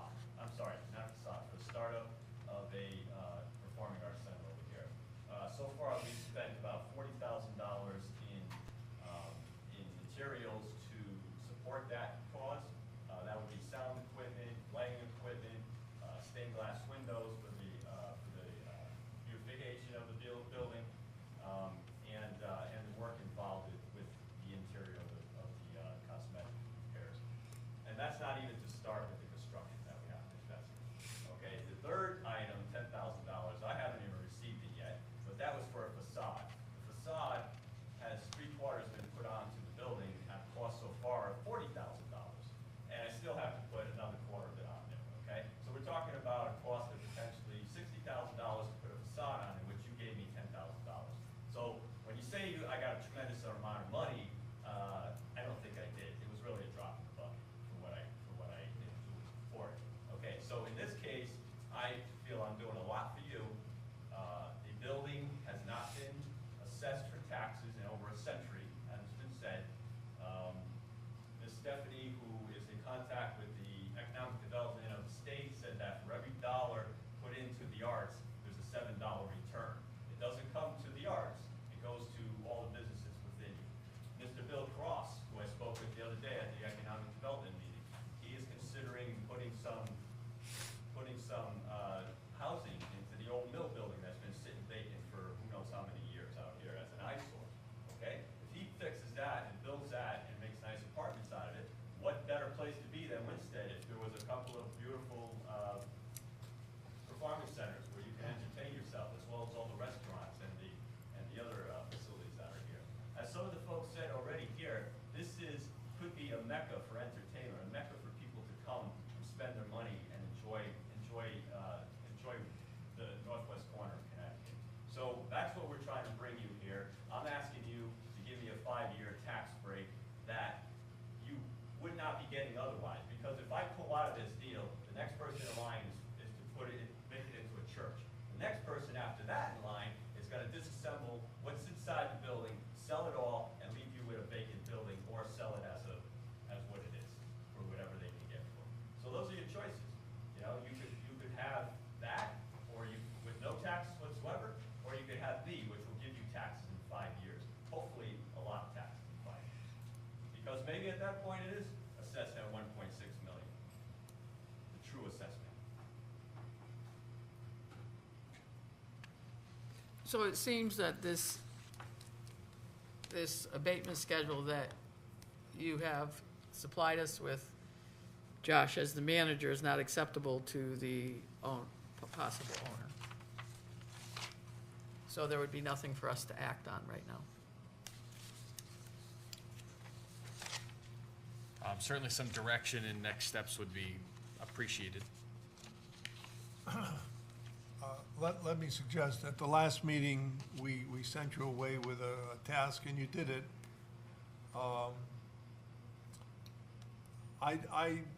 There's an opportunity here. There's risk, but there's opportunity. One of the difficulties is in cases with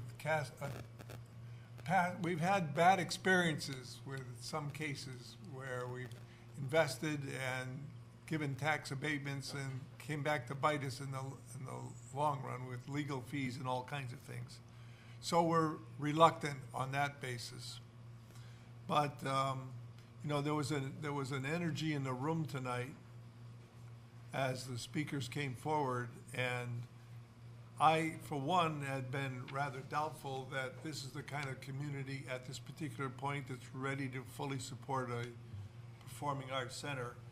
But I was swayed by the energy that I felt tonight, and I don't want this to die on the vine at this particular point. So I would make a motion that we send Josh back to the drawing table, so to speak, to work with John in terms of what is acceptable tax abatement, and to address some of these other issues we've talked about, having a written contract, and I don't know, Candace, what we can do in terms of language that gives us some help in the long term about, you know, recouping taxes. In the 490, there's verbiage and other policies that can easily be added to this. Yeah, I was going to say, as long as that's what the board wants, I'll make sure that Kevin Nelligan simply puts it in the resolution. I think that, I'd just like to expand on your idea, Steve, that Go ahead. perhaps there should be a couple of us at the committee meeting to do it as well, because otherwise we'll be back here with another something in front of us that hasn't maybe solved anything. Well, I would make that a formal motion then. I have a question. I'll second the motion for conversation. Okay, Jack has a second discussion. Yeah, I have a question. I'm concerned about the timeline. We talked initially a couple weeks ago about the Redmonds building. It was going to open in the spring. I'm not sure what you said. Now it's a year. Now it's a year. Now it's a year, and I think that is my big concern. There are no finished projects, and there are so many unfinished projects in town. Can I respond then? Yes. Okay. When we opened up the building, we bought the building 3 years ago. 3 years ago. We had a meeting shortly thereafter in which many influential townspeople were invited to sort of get an idea of what we were trying to do with the building. It was an idea, it was an opportunity to give you an idea as well as get some feedback from you as to what you thought would be a good idea to do there. We presented our concept. It seemed to be accepted warmly. But one thing I said at that meeting was that this was expected to be a community project.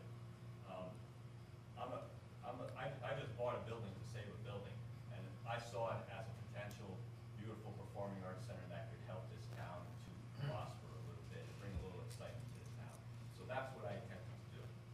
Since then, there was a pandemic that lasted about 2 years. I had a very hard time getting people to come in and help me to do the construction. In addition to that, I got called up by my National Guard unit to cover somebody, a critical position for a soldier that was deployed. So I got called for a year to support that mission. So I was tied up with that. Then came I was told I'm not supposed to say this, but then came the war in Ukraine recently, in which we felt obligated to help some of those people out, because that's the kind of people we are. We like to help people, okay? So we brought 2 families from Ukraine to support them, and that took up a lot of time to be able to go through the whole immigration process and to support them. That's what the holdup has been. We are now back on track to try to get this building up and running. So that's what we've been held up by 3 years. If you would excuse us for that reason, I would really appreciate that, because I thought they were really good reasons to put a hold on things. But now people are back, they want to work, I'm willing to pay, and everything is settled. The dust is somewhat settled for the most part, and we're ready to start working. And yes, I'm sorry that we haven't gotten it up and running, but this is the situation. But the last time you were here, You we stated asked- April. Yeah, we asked when the Playhouse or the Laurel City Dance Dance Hall Hall. was going to open, and I believe you said in the summer.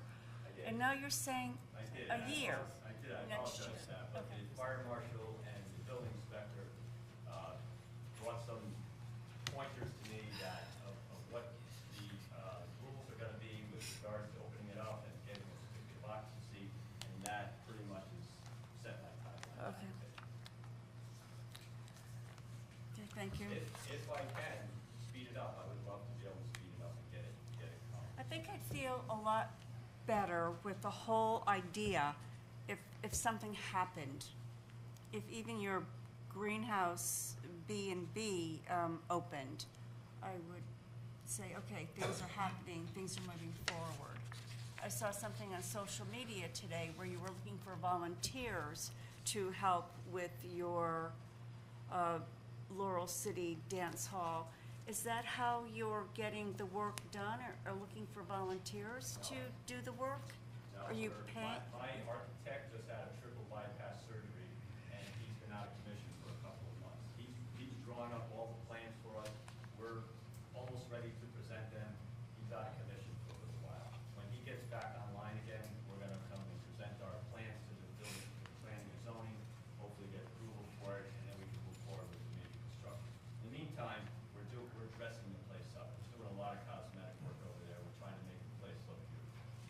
And that's what we hope will attract people back in addition to all the great artists that you see here tonight that are willing to come and perform here. We hope that the beauty of the place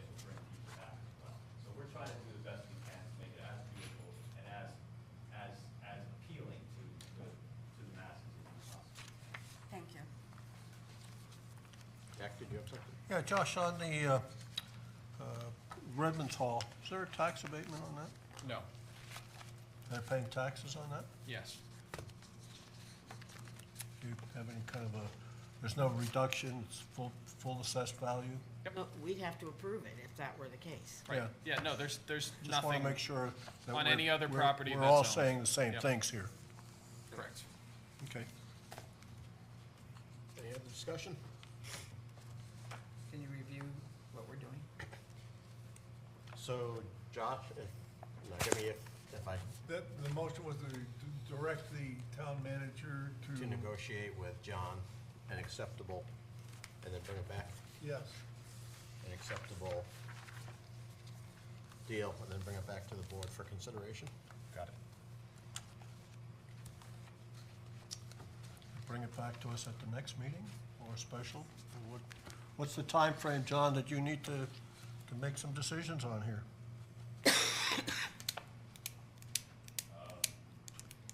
When's the next meeting? The next regular meeting is May 1st. I might be able to push it off until then, I think. Well, we don't have an agreement with how it's structured now, so. Well, if I mean, I trust you all. If I feel like you're going to give me something respectable as a tax abatement, and it looks like we can financially tackle this problem, or this endeavor, then I'll go ahead with your closing, and expect that you would follow through with whatever word you give me. Let me ask then for clarification, John. Are you seeking a tax abatement completely zero for the next 5 years? That's what I would like. I'm not saying that that's the only thing I would settle for, but I would like to see that. Again, I'm trying to create something that's gonna be good for this town, both now and in the long run. So, that's what I see as potentially helping me to get to that point. And I'm trying not to put pressure on the town. Again, this building has not paid taxes in over a century, so it's no loss to you at this point. But in the future, it might be a big gain. So I'm just trying to get this off the ground as best as we can. If I remember correctly too, you said that only the building would be a taxable entity and that all the other, events or Might be managed by a businesses, nonprofit. right. LLCs or whatever will be all nonprofits. Well, Performing Arts is gonna fall as a nonprofit organization because they have the opportunity to get grants. Grants, yeah. For what they do. Yeah, but that's gonna be what you're gonna have on the inside. So we're just basically Doing the building. the building, and everything else will not be part of our business property growth. Correct, but you're after property taxes here, correct? Huh? Are you after property taxes here or taxes for? Well, no, I mean, our businesses throughout town on Main Street also get paid personal property, they pay personal property taxes as a business. You know, like the pizza ovens get taxed, the truck gets taxed. But in your case, you're gonna have nonprofit entities within doing the quote business work, and it's just the building that will be a taxable entity. Correct. That's what you. And I'm sure when you make the assessment, it'll be assessing the seats, the stage, the lights, the structure itself, everything within it, everything around it. I'm sure that's where your assessment will be. Well, that's, I think, one of the things that we need to make clear, is what is part of the taxable entity versus something that may not be in the future. So I think when we talk about, and Steve talked about what we've agreed to in the past and where I started today with we need to have written agreements, I think that all has to be part of whatever happens going forward. Because we've seen and experienced things where we thought it meant this and then it meant that. So I think it needs to be very clear. I would like it to be clear, so that we don't have any future issues. Yeah, I think it should be clear that anything that has to do with the structure, the infrastructure of the building should be taxed, and anything to do with the arts should not be taxed. That's my opinion. Well, just a clarification on that. So you're putting in a sound system, you put in some lights. Are those going to be taxed as personal property, or would that be part of the performance group? Because those would get taxed otherwise if this was an entity that you're taxing personal property of lights, big equipment. Are you accepting a tax on that or no tax on that? I would accept the tax on those, yes. He's just saying the nonprofit would be the group that manages the entertainment.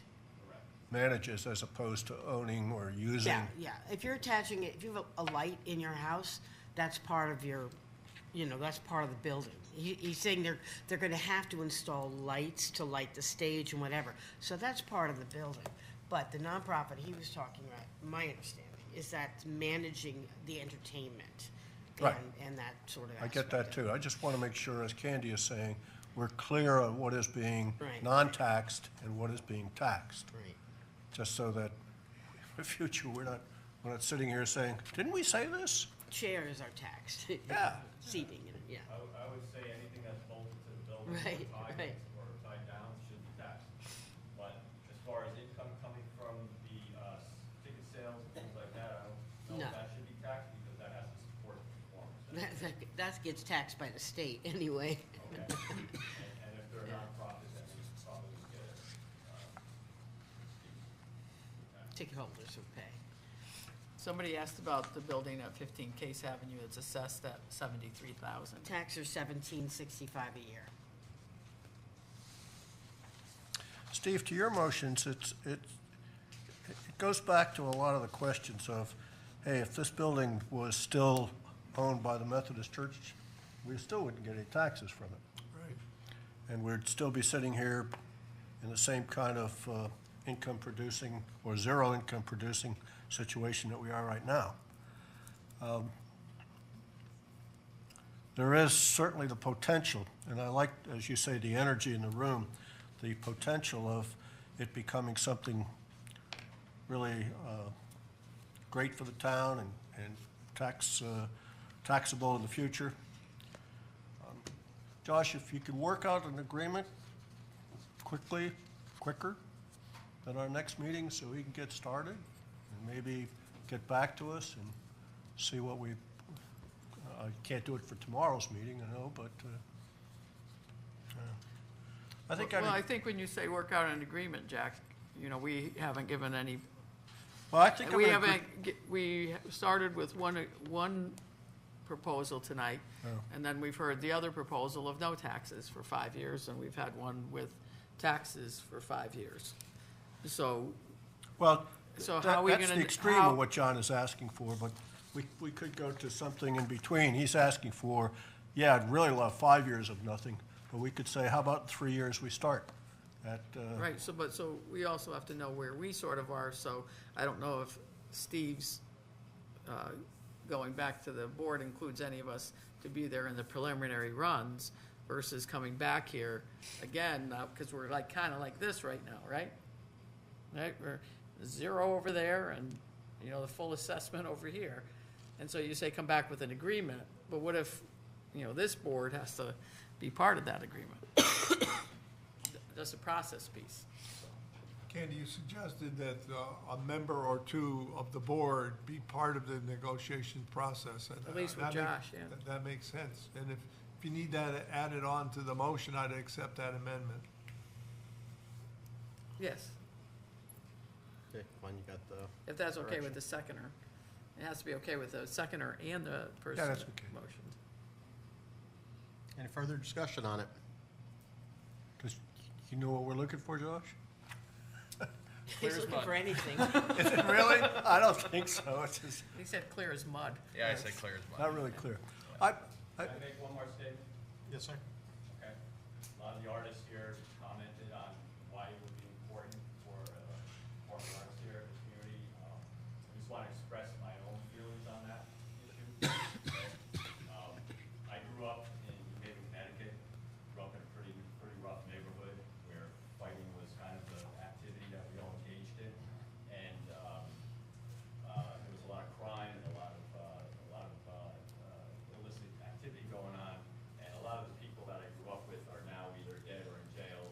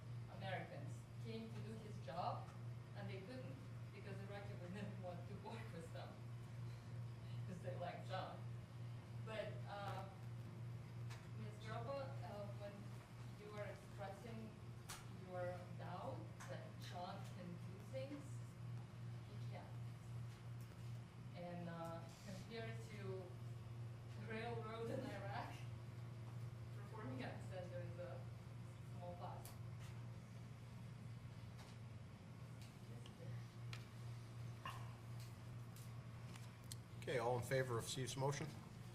Or no further discussion, correct? Todd, I think you're voting first on the amendment and then the main motion. Hey, given that it's a friendly amendment, as a point of order, there's no need to Yeah, we vote on don't the have to- amendment. So all in favor of the motion, Steve's motion? Opposed? Abstaining? 601. Moving on to item C, consider and possibly act on the town manager's proposed fiscal year 24 budget. So, passing out a few documents to the Board of Selectmen here. This should come as very little surprise, if any at all. The majority of these proposed reductions were already discussed to some extent at the last Board of Selectmen meeting, which was held on Friday this past week.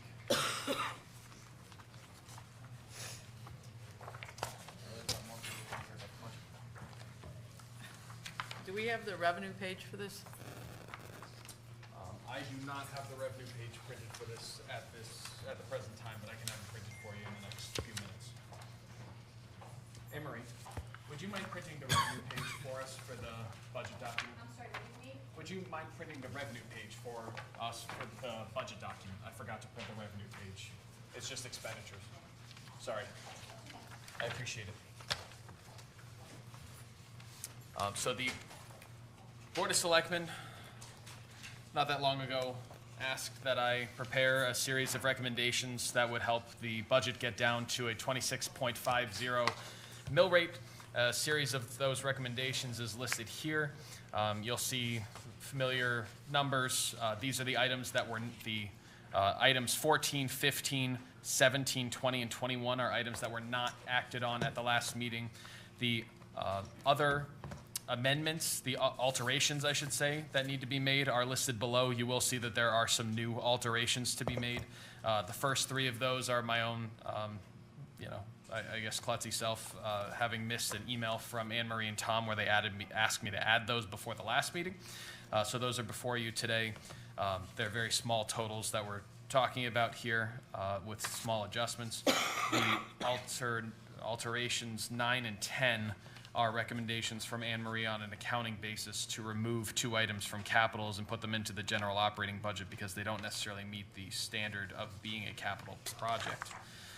So it's a net neutral, no net loss, no net gain change that's happening within alterations 9 and 10. Within the budget document that you see, obviously, as you just heard, Anne Marie is going to print the revenue page so that you may see that. And I appreciate her doing that. As you go through this budget document, you can see the changes as they have been made under FY 2024 Board of Selectmen proposed. Anything that was made, any change that was made at the last meeting is highlighted in pink so that you can see the impact of the changes made at this time. This budget document does not reflect any of the changes that are listed on the other sheet that I just handed you. If those changes are to be made, of course, the Board of Selectmen proposed line will be adjusted again to include any changes based on motions that you make. But at this time, this budget document reflects the changes that have been made before tonight. With that, it's a matter open for discussion. So on this single sheet of paper you gave us tonight, which ones were added as a part of?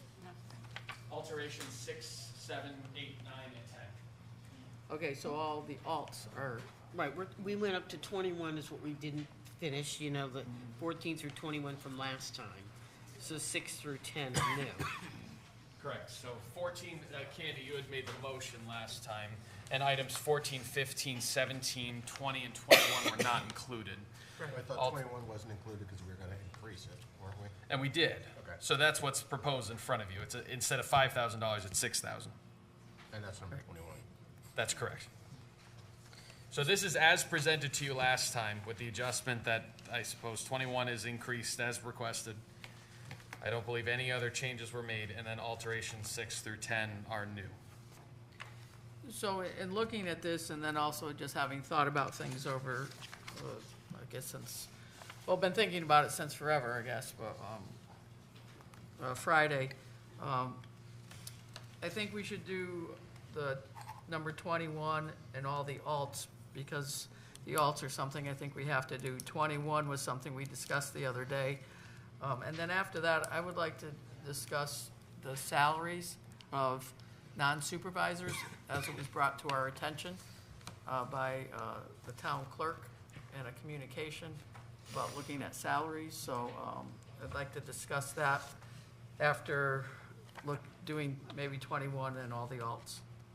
And that's where I would like to go for the rest of the evening. Or rest of this discussion, not evening. We got a long ways to go. Sorry. Do you want to wait for the revenue sheet? So this is just. Right here. Appreciate it. I'll pass it out. 21 and the. This is just to get the things that we're going to agree upon mostly. Yeah. And get the other items on the table for discussion purposes. Well, yeah, I'm just trying to get the bottom half out of the way so that we can move that and then discuss whatever else we need to do. But for me, I just want to say I want to do 21 in the alts, and then I want to discuss the non-union salary positions. Yeah, so let's start with 21. Right. All right.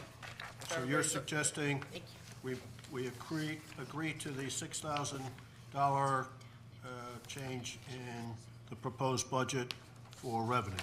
Yes, because what that'll do is it'll put revenue in and take less taxes. All right, well, you made all these motions last time, so. Go ahead.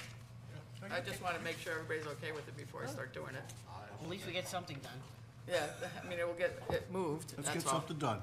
That's what I'm trying to do, is just move it. Okay, I make a motion that we take $6,000 of opioid settlement money and put it into our revenue from grants to help support the donation we make to Greenwood's Counseling and Referrals. Second. Thank you. Discussion? Seeing none, all in favor? Unanimous? Well, the next one, under the recommendation from Finance Director, I would make a motion to add to other town property, Department 325, electricity, $3,000. Second. Thank you, Jack. Discussion? All in favor? Unanimous? Under the recommendation of the Finance Director, I would ask that we add to other shared costs, Department 910, telephone and internet, $4,000. I'll second. Thank you, Linda. Discussion? Seeing none, all in favor? Another recommendation, I would decrease employee benefits, Department 918, deferred compensation by $2,500. Second. Thank you, Jack. Discussion? All in favor? Unanimous? Under land use, Department 148, office supplies, add $2,800. I know I missed one, so. I'll second that. That's not an add, that's a subtract. I missed one. I'm on 9.2. He's on the one beneath it. I missed one. Wearing glasses is really like messing me up here. Okay. All, discussion? All in favor? Now I'll use my bifocals correctly and go to alt 9.1 and make a motion to decrease operating transfers out, Department 1001, transfer to capital projects general fund, minus $2,800. Second. Thank you, Jack. Discussion? All in favor? How does that get into capital improvements? Okay. Alt 10.1, under recommendations, that we decrease operating transfers out, Department 1001, transfer to capital products general fund, minus $5,000. I'll second. Any discussion? All in favor? Unanimous? And the last recommendation they make a motion for Police Department 2010, training and education to add $5,000. Second. Thank you, Jack. Discussion? All in favor? And that's the end of my motion making.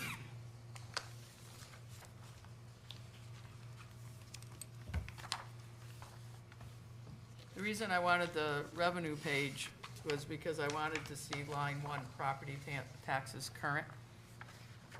And so far, I believe we started with a change from the very beginning budget. I have it right here, at 1,009,000 something, right? And now we're at 1,521,568. So we've made a bunch of progress, right? Almost 6%, yes. I'm trying to find the original revenue page.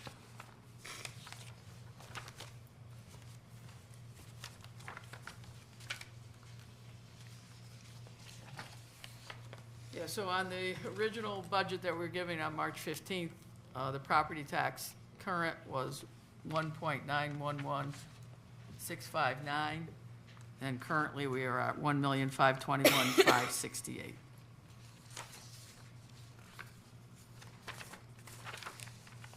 Can we talk about the non-union salaries for a minute?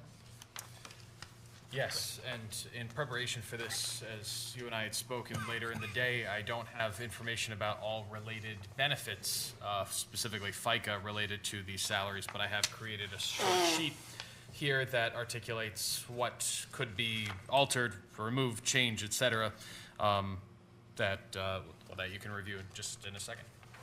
And the reason is because in the union contracts, the contracts have been, negotiated, and some of the contracts were negotiated later than the due date. So in some of the union positions where we see a percentage higher than we requested, Josh has explained to me that it's a culmination of this year, last year, and even in some cases a third year for people to either move through their steps or to get the percentage of increase, correct? That's correct. On the union positions? Yep. And then in the non-union positions, I believe there's some people that are also moving through steps. Some people started at their predecessor's salary, and some people started in a step schedule that Josh had created when he gave us the employee handbook, right? We checked on that. So some people, when they started their new positions, started below what the predecessor was making, and some people started at the predecessor. And so then when we see the difference in the budget, if we go through the budget, and also as was given to us, that there were some different levels in different places, and I think this will, what I asked Josh is for the explanation as to why they were different amounts for the non-union people, because we can't, the union things are already settled out. Right. And so some of that is, as Candy's requested, has been included here. There are some individuals that are, as Candy said, moving through basically a step program. There are some employees where you have the final oversight over any salary that's granted, so that's not necessarily going to look exactly the same as other employees. You have some employees who have requested a particular increase for this year, and it was included in the budget, and those contracts aren't settled, whether they're negotiated by the Board of Selectmen or otherwise. And you have other instances where you have a 0% increase, which I have reflected here. You have two employees in particular who have agreed to take on a 0% increase in order to help maintain their positions. Some of these positions have contracts. Some of these positions have letters of appointment and are at-will employees. And still others are contracted, but their contracts are expiring at the end of the fiscal year and have not yet been negotiated, whether it be by the Board of Selectmen or by the town manager. So there are a variety of different situations that fall on our non-union staff salaries. And I hope that this particular rubric that I've created, this table that I've created, helps shed some light on the fact that each of these positions is in a different place. Yeah, I have a couple questions on it because I just read through it. How have you been able to give letters of agreements when we have not even settled what the budget is? They are indefinite, at this moment in time for the particular, there are 2 where there are letters of agreement, until such a time as the position is no longer funded, is the phrasing of it. I thought the letters of agreements in those particular positions was as long as there was no more ARPA funding and grant funding on that. Well, that's correct, right. That's in the. So if there's, Right, if the but so- position is not funded by the town, whether it be through grants or otherwise, the position would dissolve Right, but I think. in the letter of appointment. I just want to say that in some of these cases, we may have gotten ahead of ourselves, or you have gotten ahead of yourself with some of these contracts that we don't have an approved budget yet. Well, weren't these letters of agreement done before this? Yes, Yeah. long before this, the letters of appointment, and not agreement. Letters of appointment. To specify, these are 2 letters of appointment. They were issued to the individuals, one of them when they went full-time, another one when they were first hired on. So they've been in existence now for Correct. at least a year. And they are indefinite until otherwise changed or until the positions are no longer funded. So I don't think that I got ahead of myself at all. On the contrary, as soon as the Board of Selectmen acts in such a manner that the positions are no longer funded, or if grant funding wasn't able to be found, et cetera, the position would simply dissolve based on the letter of appointment. And we've already removed the Director of Economic Development from the budget. Yeah, that's true. So that's not there. Right. Well, we put that under the ARPA money. Correct. We agreed upon that at the last meeting. So that position is still there. So explain how there's a difference in percentages of increase on each of these areas. So I have made a requested, I'm just going down the line. I've made a requested increase. It's up to the Board of Selectmen whether that be considered or not. Certainly the Board of Selectmen has the opportunity to present me with a 2 1/4 increase, which is what union employees will receive. My executive assistant, Terry, will receive a 2.5% increase. That's based on a negotiation that I had with her for a 1-year contract. I'll go ahead and say, maybe you find that to be premature. I find her work to be exemplary, and I really admire everything that she's able to do in the office every day, especially when we've been down assessors, when we've been down purchasing agents. She's really taken on a lion's share of the work, and I believe she deserves that extra 1/4%, no doubt. With the Director of Finance, that contract has not yet been negotiated. A 3% increase was requested, and we have not yet finalized the contract in that area. Again, you can see as we go down the line here, if you're interested in moving my position down to level funding, I've provided that information. Moving the Director of Finance down to a 2.25%, I've provided that number in reduction and so forth as we move our way down. The Budget Analyst and Grants Manager, when hired on, was hired for almost a 2-year period. Hired just after this fiscal year started, and as a means of providing a level of job security. There are certainly terms within the contract, as you've seen with all of our contracts, for the removal of an employee and the resignation of an employee. But in terms of contractual steps, as you've noted, we've tried to create step programs in order to move salaries up and to provide people with incentive to stay on with the town. This is a 3% increase that the Budget Analyst Grants Manager will receive in this current fiscal year. But he started at the person before him? About $20,000 lower than the person before him. And he will receive a $1,800 increase this fiscal year to $61,800. The fire chief, that's a contract negotiated by the Board of Selectmen. I included the $85,000 that was requested by the fire chief in the budget so that you had an opportunity to fund it if you saw fit, or have an understanding of what other reductions may be made depending on how negotiations went. But I wanted to make sure that there was room in case you landed on at that point. With the police chief, this is a number that was settled with the recent contract negotiation, and is settled much in the same way that we had with Tom. It's a multi-year contract. The police captain, this is we set the salary at the top of the range. That's $95,000. You're welcome to shrink that down if you would like. Anybody who is promoted from within the department, depending on how a contract is structured, would most likely be at the top of the range for that position because of their many years of service with the department, which is why it's budgeted at $95,000. But we have an opportunity either to lower that to be the level of a sergeant or to lower it to some other extent, depending on how we expect an appointment to go. We've already discussed 8 and 9. With number 10, which is the Director of Land Use, this is a similar position to that with our budget analyst and that with our police chief, where when hired on, there was a multi-year agreement that included a number of steps. The town clerk position is negotiated by the Board of Selectmen, and that is to be determined by the Board of Selectmen.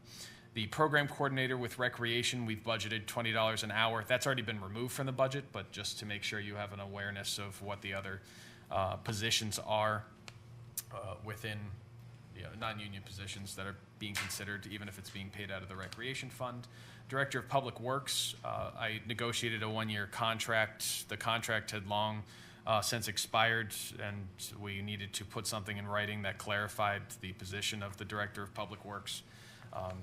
And at this point in time, I feel very strongly that that is a warranted negotiation, and I'm happy to speak further on that if you would like. The project admin/engineer position has not been negotiated. I suppose there's an amount of wiggle room there. The Director of Public Works in his budget request asked for a 5% increase in that area, which is, again, has not been negotiated. The Registrar of Voters is an elected position set by the Board of Selectmen. I didn't actually include much more information about it, but I'm happy to provide any information that's requested.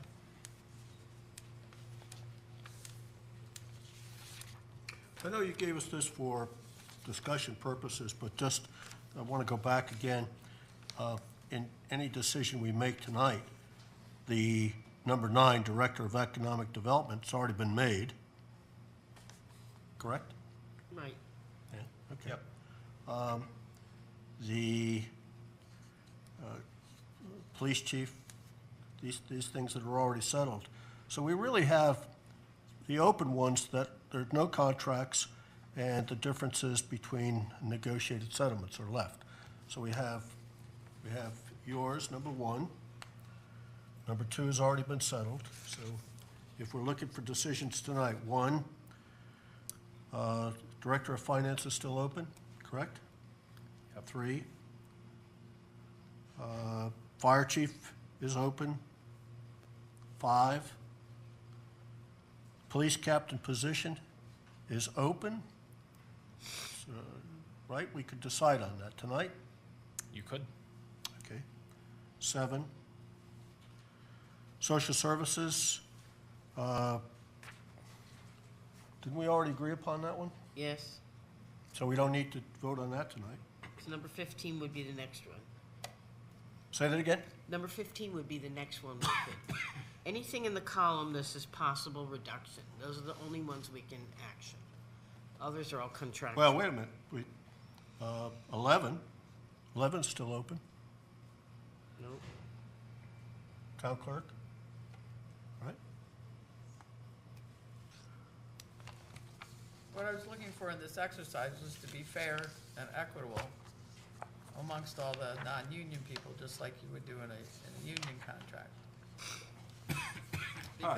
Because we have to assume, right, that all these jobs, when the salary was established based on the skills required to fulfill those jobs.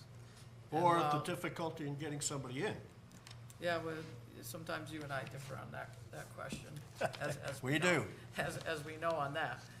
We do. But it was brought up that there wasn't parity, it wasn't equitable, so here we are.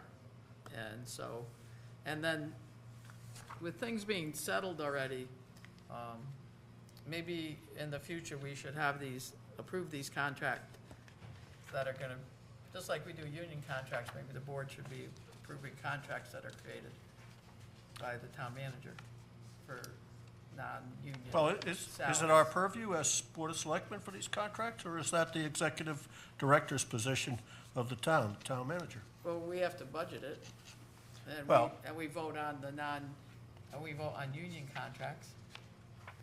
So if we put the money in at a figure in the budget, At a range. then the town manager can make a decision on, as the executive director of the town, to hire at any rate within that. Or We don't need to. however we just spread it around. Yeah, we don't need to approve that, Well, because we- that, we isn't have- that his purview to make those decisions? Not ours. Well, we approve the unions. The union ranges, right? So these ranges that exist in contracts, I believe that the union collective bargaining agreements, and I will check on this, it's required by state statute that they be approved by the legislative body of the town. That is not true of any other contract, unless it specifically states in the agreement.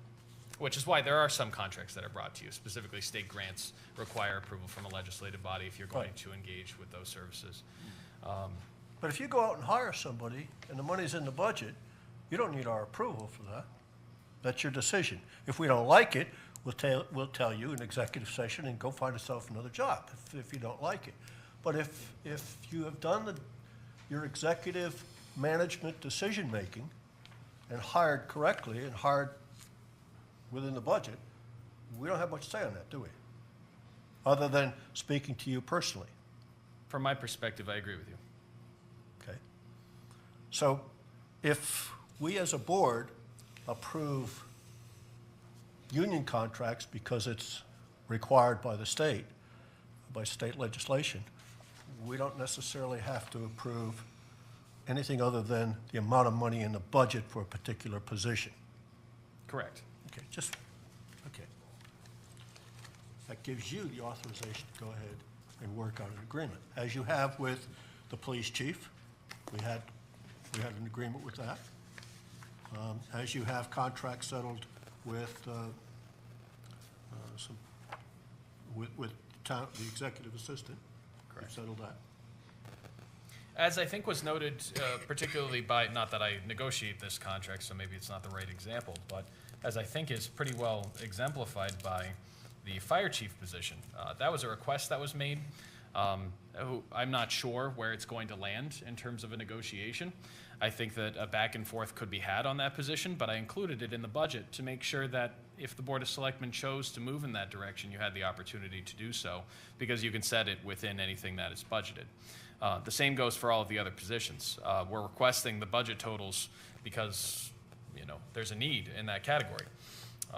Certainly, I'm not going to sign if you tell me that we're not going to have money, just as an example, I'm pulling this out of a hat, but a project administrator budget next year, then obviously I'm not going to sign a contract with that person.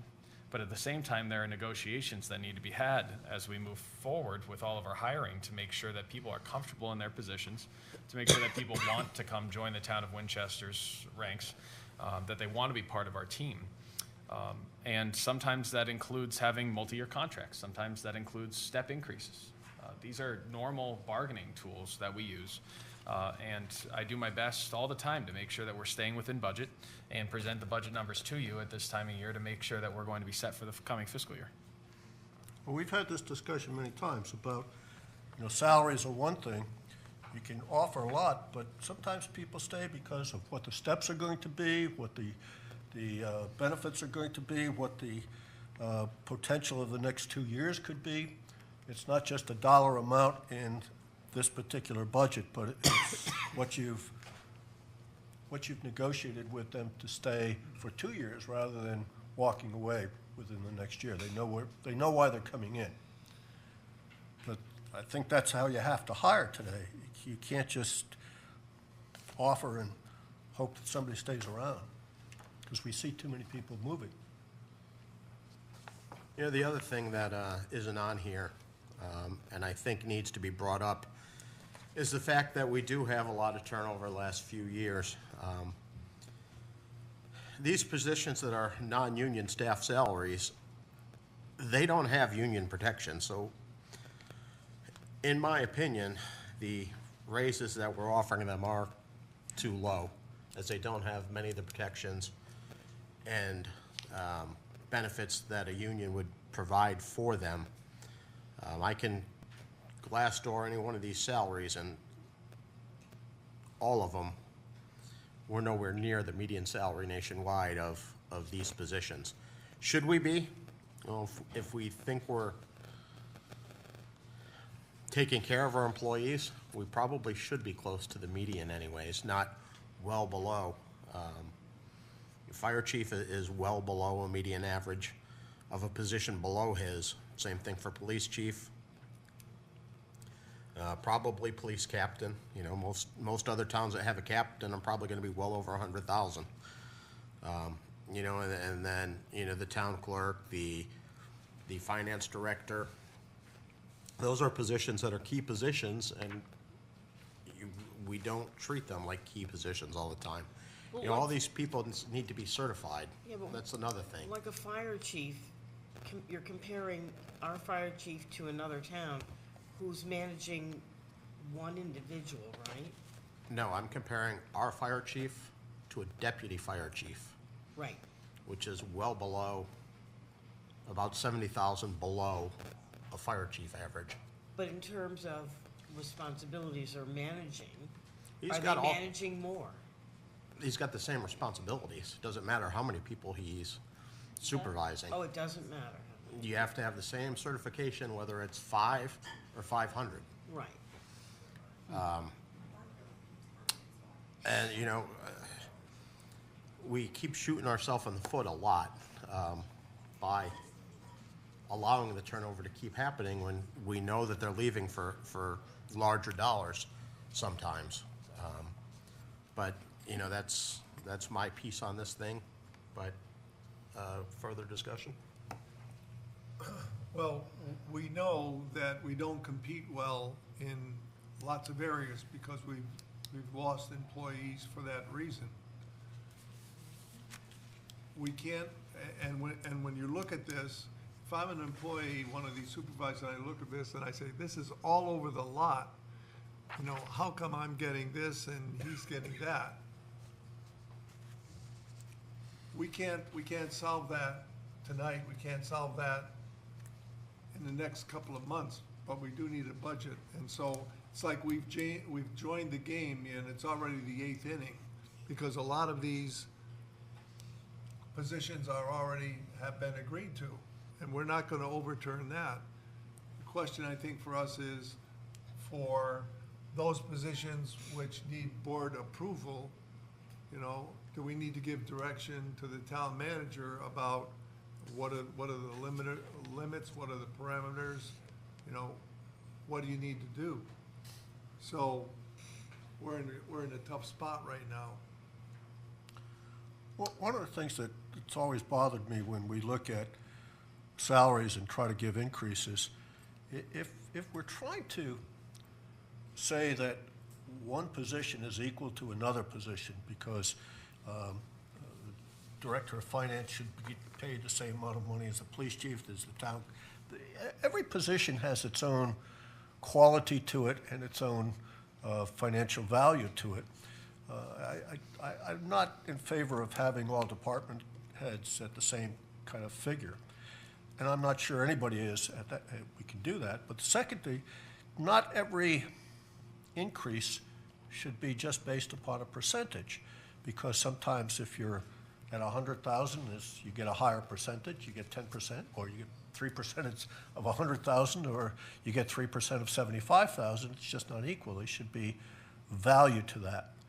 I'm back to the position of let the town manager in the negotiations and the hiring of that particular person and that particular position hire the best in the budget that's available at that particular time. And so I guess I'm not as concerned about the individual increases, the individual equity, if you will, of the positions. I'm more concerned about making sure that the money in the budget for a valued position is there, and then the town manager make a decision on hiring it. So we have a couple of positions we can make decisions on, as it's listed here.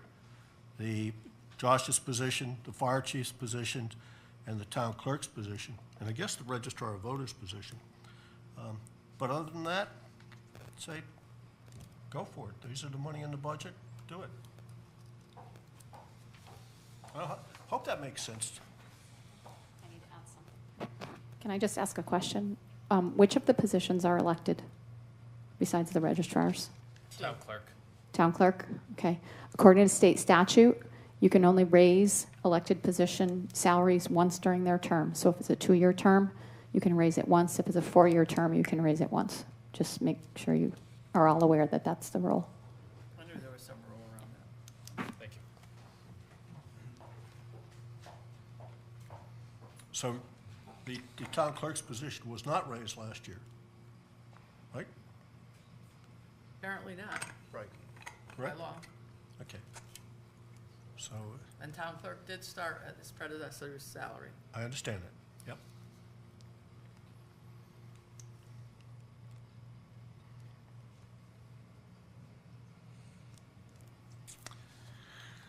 Well, any direction for us, Mr. Town Manager? I presented the budget to you with good intention.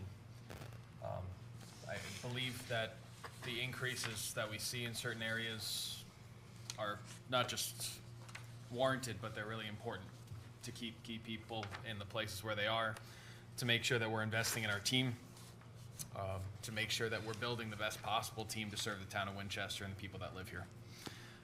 So all of the numbers that I've presented to you up to this point in time have my full faith and support. Even the other recommended reductions that I've presented to you up to this point in time, I have presented to you at the request of the Board of Selectmen and would not have otherwise been made by me. Do you agree with the suggestion that looking long-term, we need to get a group of people together, employees, administrative, whatever, to take a good hard look at this, comparing, what is the job description, what is the evaluation like, how does is evaluation tied to salary, et cetera, et cetera? Absolutely. I think that my mind goes in a couple different directions. First, I believe that we talk a lot about the equity component of what we're paying. I think that it would behoove the town to conduct a true salary survey of sorts to make sure that we have an understanding of where we are in relation to the towns around us, a lot of which are smaller, but some of which are, we have to compete with Torrington for employees. We have to compete with even, New Britain's not that far. Your smaller but more affluent towns such as Avon and Simsbury are not that far. To really have an understanding of where the market is, where we want to be, and make a plan. And that's not going to happen overnight, making the plan nor executing the plan. But we need to figure out how do we get from point A to point B with as few difficulties as possible. So I think that a group coming together to study that would be helpful. I don't think it needs to include employees, but perhaps to receive employee feedback at a point or two in time through that process would be very positive. And then once we have an understanding of where the salaries are, where we want them to be, and we're able to move in that direction, one way or the other, I think that we need to have an understanding of what the increase process will be going forward. There are a lot of towns, I think everybody likes the idea of merit-based increases. We want to know that the people in town hall are doing an exemplary job, and we want the people who are doing an exemplary job to be rewarded for it. But you also have a cost of living adjustment that needs to be considered. And on average, you see about, obviously the last couple of years have been very different, but usually in the United States over the past 100 years, you've seen a 2% average inflation rate, thereabouts, sometimes a little higher, sometimes a little lower. We can't simply ignore that. The longer somebody works for the town, if they don't receive a cost of living adjustment, that's the longer they're going without being able to buy the same number of goods and services when they're going to the supermarket and they're trying to fix up their own house. So I want this town to be in a place where it's never going to pay the best in the state. We're not Greenwich, but we need to be competitive in our own area, in our own field. And I believe that what you've described is a great way to get started. And we've already agreed to do that. We've agreed a while ago that we would do it after the budget season I was just through. keep reinforcing it because I know sometimes you know, things don't happen as quickly as you'd like to have them happen. Right, and just one thing I'd like to just add to all this is, there's this balance that we have to find, and that we continue to find, and the only reason we're having these discussions right now is because we are really reliant on the property tax. And so while we talk about who can go to the grocery store and who can do, you know, buy this or keep up with things, we also have this property tax that we have to be able to keep up with, and people that live there have to be able to pay them and be able to move forward. So I think that we all have, I think there's a balance that has to be to things too. I think that's a lot of the lens that we've always looked for, is we would be glad to give, you know, if I won that big $300 million lottery, I'd give half and more away to fix up things around here. But the fact is that you have to have money to be able to, you know, be able to do everything that you really wish you could do. So I guess with that, I just say, you know, in terms of where we are, I have no more motions to make on the budget, and if we want to move on the budget, anybody, I would say do that, or otherwise we would just. I'll make a few here. I'll start. And one more point before I make a motion on one of these items here. The balance that we're seeking, and you talk about the balance of the taxpayers, I think the balance is out there. And you're all taxpayers, and you have to understand that we're trying to do the best for the town, but when we start seeing no tax increase, nothing, and voting no, then that tells us there's not enough support for this thing.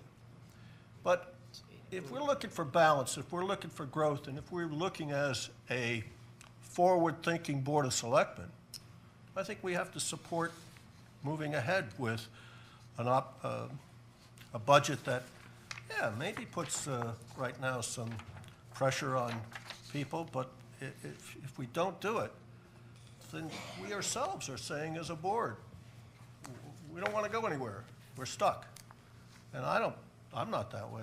I don't want to feel that way. I want to feel we're moving forward and we can support things. Okay, so I'll make a motion under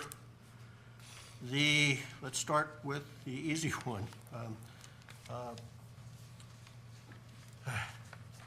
Let's see, how do we do this? In highway general labor, 15.2, that's going to affect all the others below that. 15.3, 4, and 5 in benefits. Am I correct on those? If I do one, if I suggest not cutting those, make sure I understand what would happen there. I'm sorry. If I take I was 15.2 highways. Yes.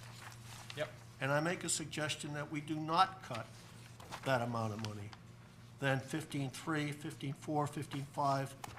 15.5 would also have to be, they're all related to that. Am I correct on that? They are. We haven't That's cut correct. any of this. Hmm? We haven't acted on any of those. If we do nothing, they just stay. It's only if you act on them will it reduce. There's nothing to do on them unless you want to. All right, so well, the other night, we passed that one over, 15. Right, so you'd have to take action right now to cut it. You would not have to take action to not cut it. And I won't take any action. So if you wanted to take action, you'd have to do one. If not, then they go through without being affected, and the budget goes out where we got it tonight with the few adjustments we made earlier. It'll go out like this with numbers 21 and alt 6, 7, 8, 9.1, 9.2, 10.1, and 10.2. So we can retain, if we take no action tonight, 14 remains the same? Correct. Everything remains the same. 14, 15.1, 15.2. These were just suggestions Joss made if we wanted to reduce the budget. Yep. Everything above 21, so 14, 15, 17, and 20, nothing changes. Okay. They all remain funded. And if not, then we could move along this budget to referendum, to town meeting. I don't think we're ready to do that, but we have a meeting scheduled for 5 o'clock tomorrow. Is it possible to, we have a target, we have a goal, a mill rate of 25.6, or 26.5. Do we agree on that? Is that our goal?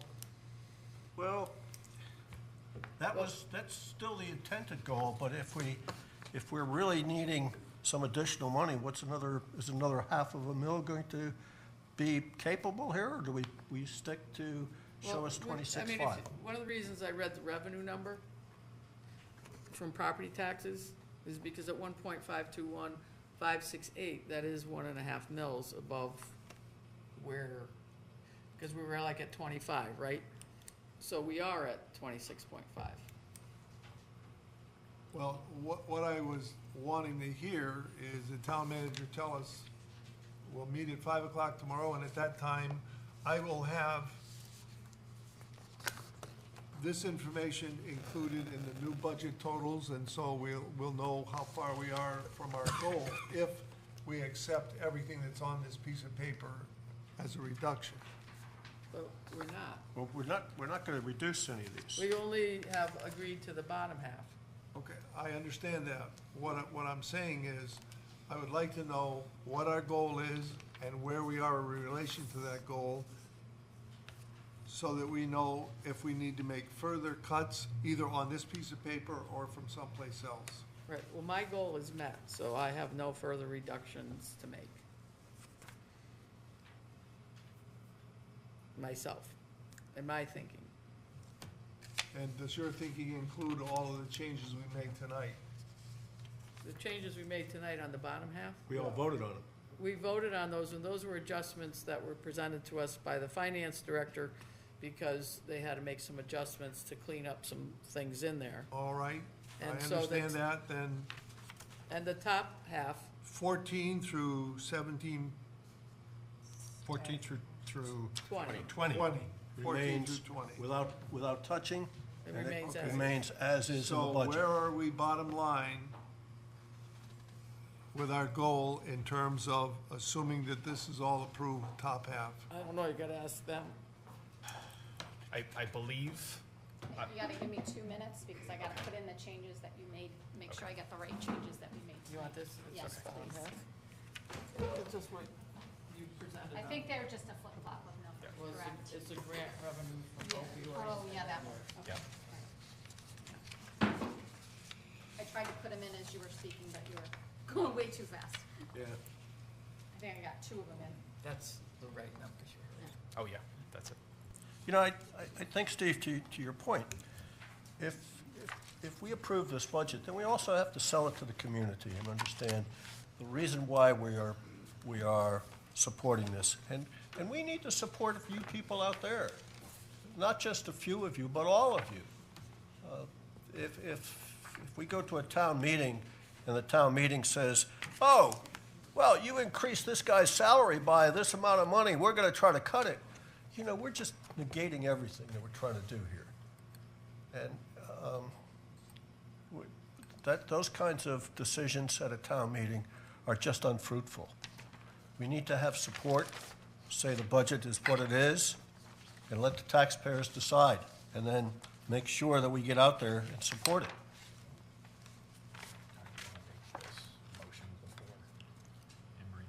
We'll see what it is.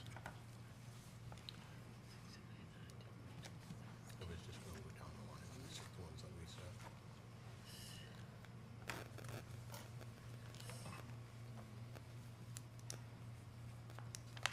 Bear with me.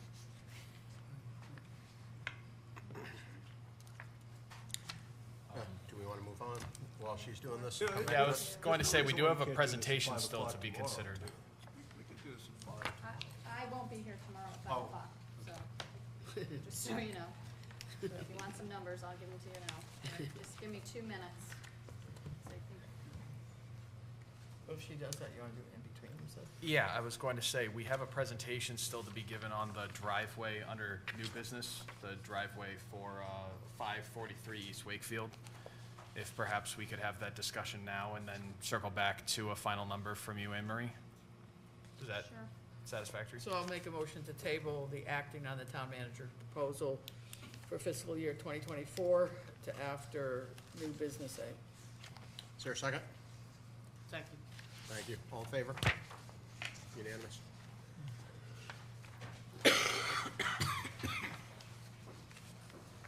They might need a microphone in. Yeah.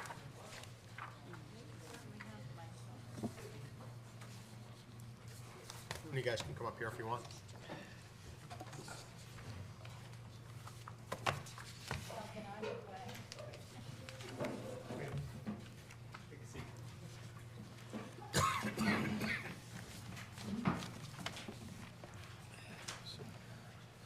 Good evening, my name is David Torrey. I represent Mr. Cirque to my left, and he is the owner of the property at 543 East Wakefield Boulevard. We presented a letter to the board several weeks ago in which we raised basically two issues. The first issue is whether or not the driveway ordinance applies to the circumstance of Mr. Cirque. And it is our position that it does not.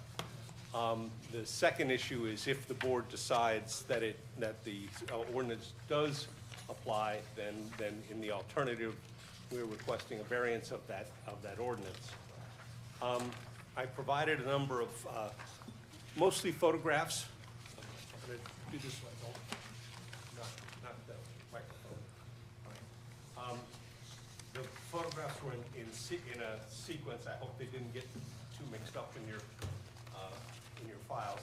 The first is just a copy of the application for a driveway permit. My clients were basically given no choice. They were told they had to apply for a permit, even though they don't believe that they did anything that would require a permit for a driveway.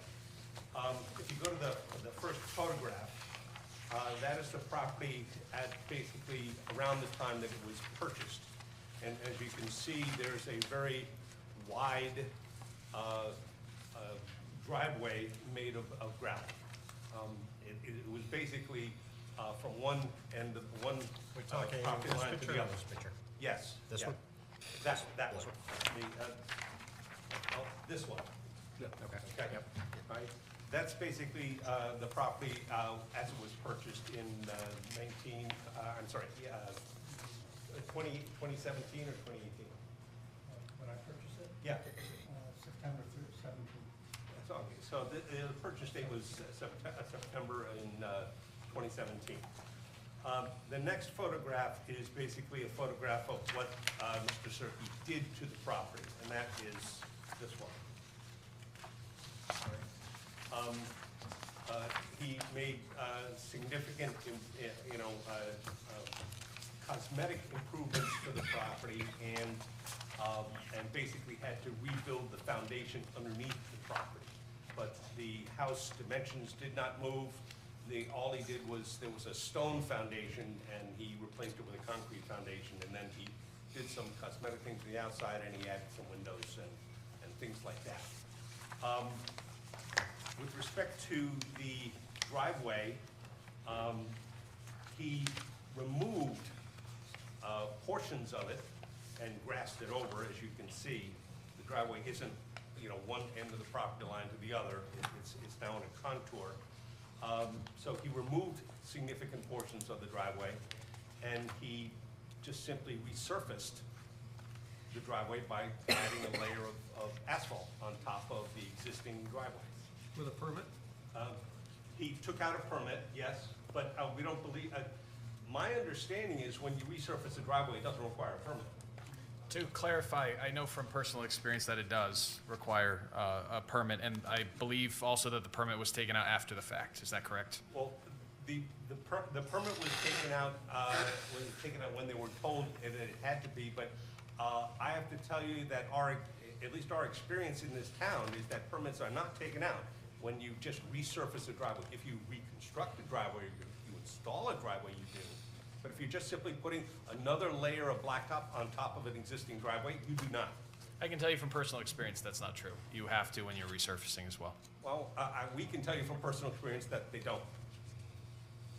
Well, you're using What does the other ordinance examples. say? I'm sorry? You're using other examples. We're talking about what are the regulations telling you that you have to do. You have to follow the regulations. Okay, and where does, the regulation says that you have to take out a permit when you apply new blacktop? Or change the structure of the. We didn't change the structure, we added a new surface to it. And isn't that surface controlled by planning and zoning or inland wetlands? They're all impervious surfaces. If you change it, if you have an existing blacktop driveway that is deteriorating and you add a new layer of blacktop on top of it, I don't believe that that requires a permit or that as a matter of course in this town that the people do.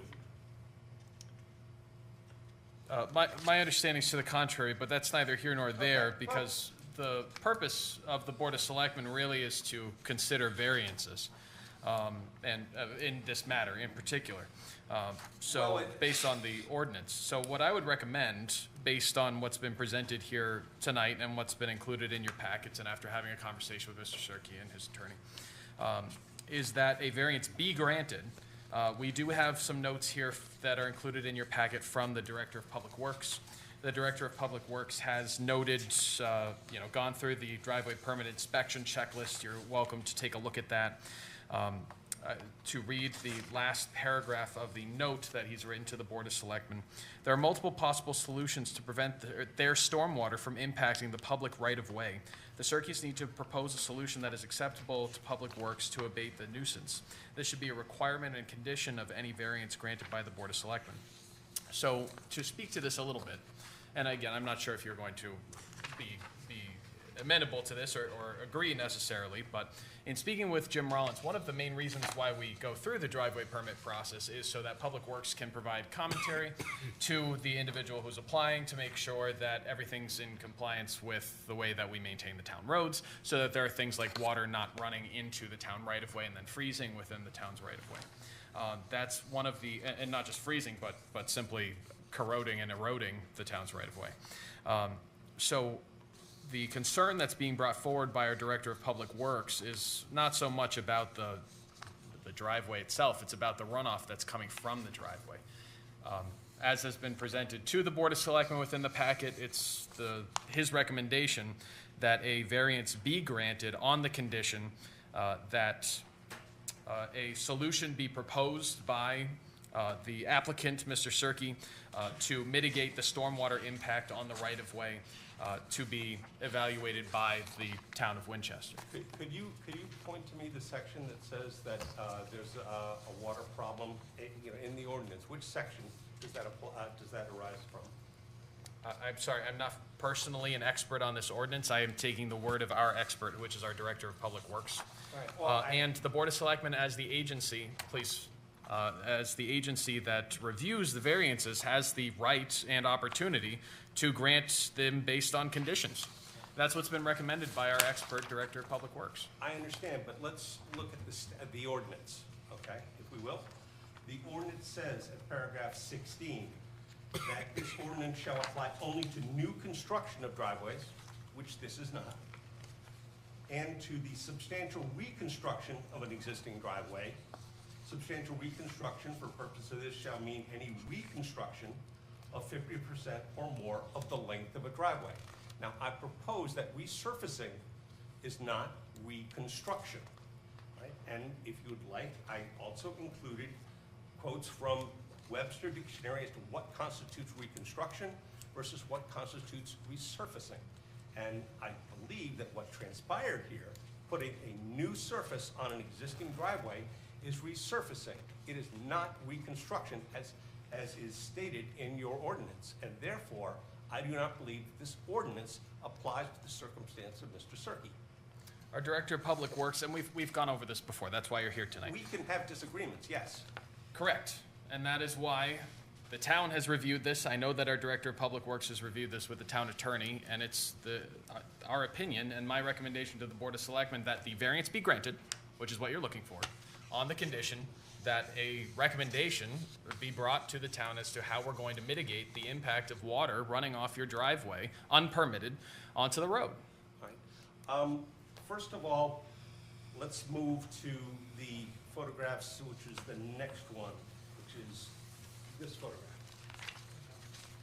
Okay. This photograph is a photograph of the property before any resurfacing of the driveway had been done. This one. Okay. Now, this shows a substantial amount of water at the base of the driveway. And that is the same looking at it from either direction. You can look at the next photograph, which is this. And again, this is a photograph prior to any work being done on the driveway. Right? What is happening here is that the water is coming onto the driveway predominantly from the properties up the street and flowing down and stopping in front of my client's driveway. Now, if you turn to the next photograph, which is this one, all right, you'll see there's a driveway right here, and this is not Mr. Serkey's driveway. This is the driveway of the resident next door. And if you turn to the next one, that is the residence next door, and you see the big, excuse me, this way, and you see the big mountain of rock and everything else back here. All of the water comes down his property, enters the roadway in front of his house, and then runs down in front of my client's property. It is not my client who is adding the water to the property, even though that's where the water is coming to rest.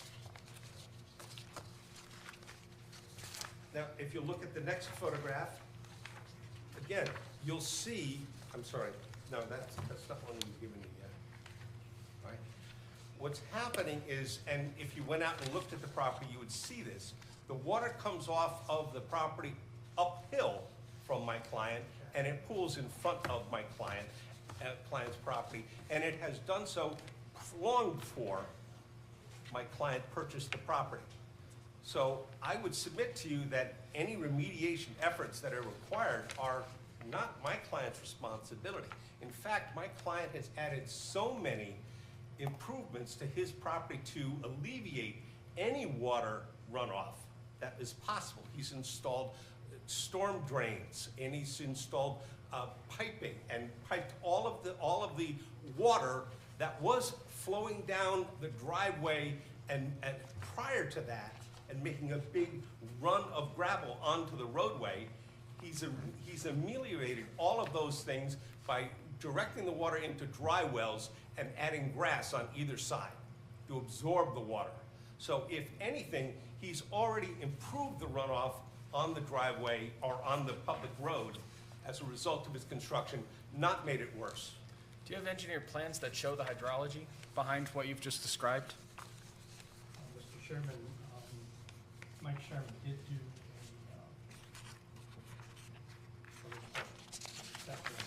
Okay. This is on the zoning board of appeals, which was approved. So all the drainage, all of the improvements to the property were done by Mike Sherman, who's a civil engineer. And Wetlands has given their full approval of everything that's been done on Mr. Serkey's property. So the only issue we have is Mr. Rawlings' concern about the water pooling on the roadway, and that has existed long before my client purchased the property.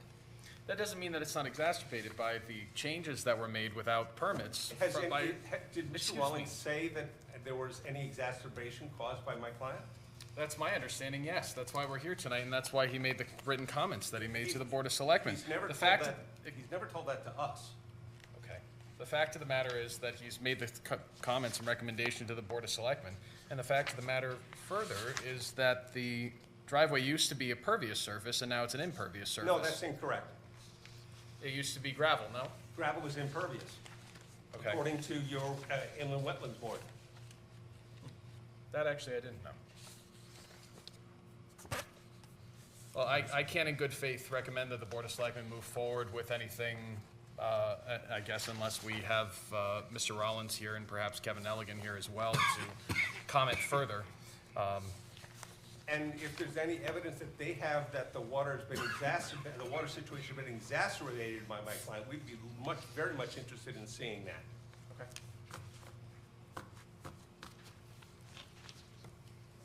I recommend no action at this time. I agree. Make a motion to table it till May first. Second. Mr. Surkey cannot be here, but I can.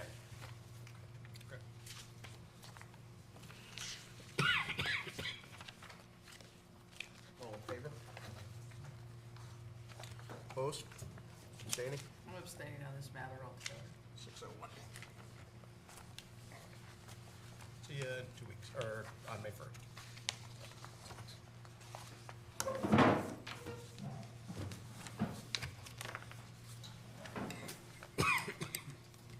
Anne Marie, are you set yet, or? We could always do the We could feral do it. cat thing. Yeah, we could do the other things, the, Yeah, do you need an extra minute? No, I have a difference just in the numbers on the sheet here at the bottom here, so something is not calculated. We would think it would be, but I can sort of give you the numbers of where we're at. Okay. Somewhere, I don't, either we're missing something or, I don't know. do you want a few more minutes?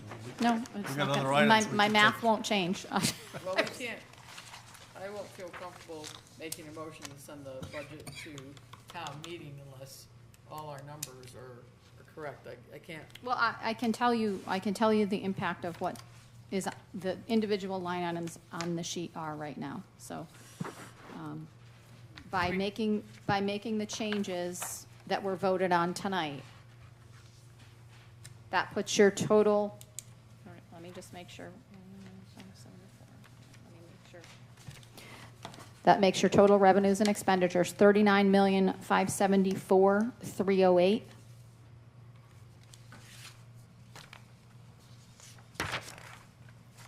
Right now, that equates to a mill rate of 26.83. What's the revenue, the property tax revenue number now? I'm sorry, what did you say, Kane? What's the revenue, tax revenue? Yeah, because if you do something to one side, it happens on the other side. So we put 6,000 in on the revenue. Your current property tax number would be $27,021,339. 27, 021,339. right. What's the dollar change?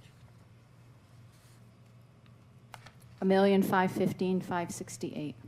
515. Yep, 568. That went,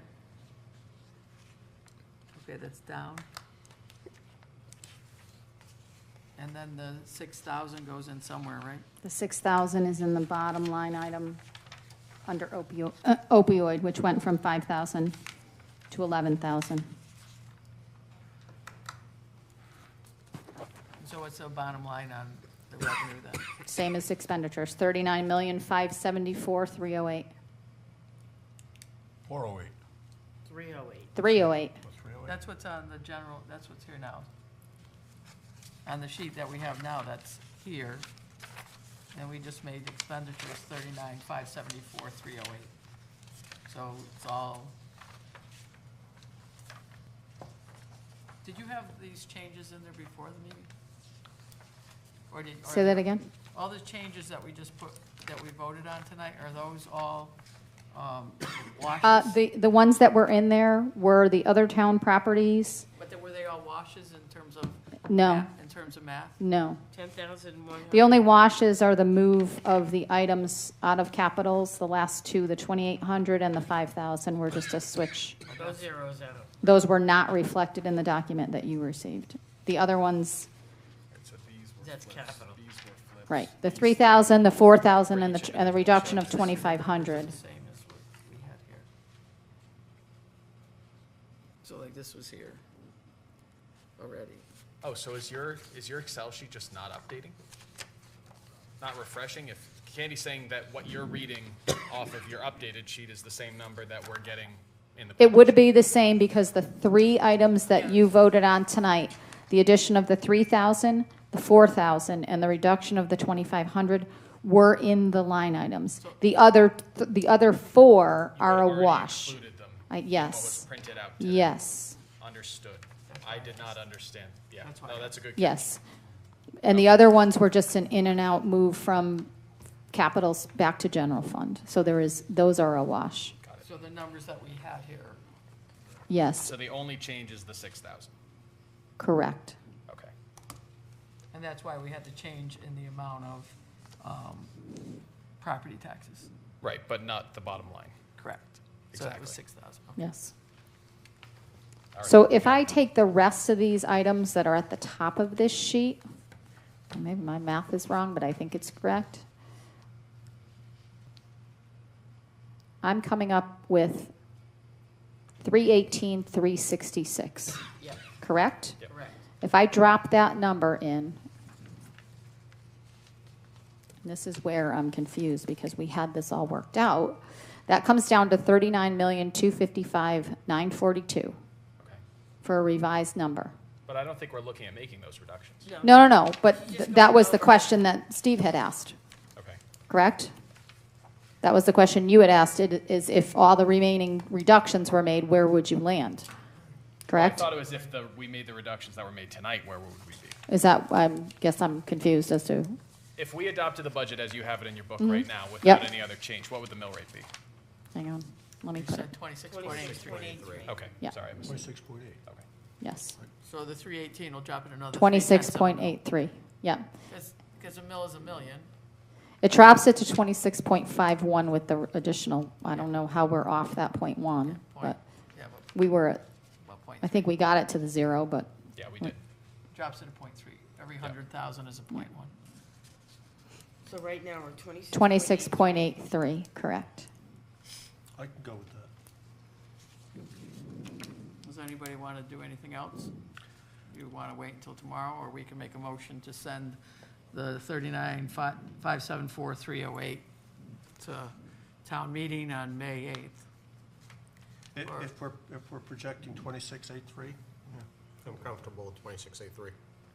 Otherwise, we come back tomorrow, that's all. and what are we going to do tomorrow? Just talk about those top items?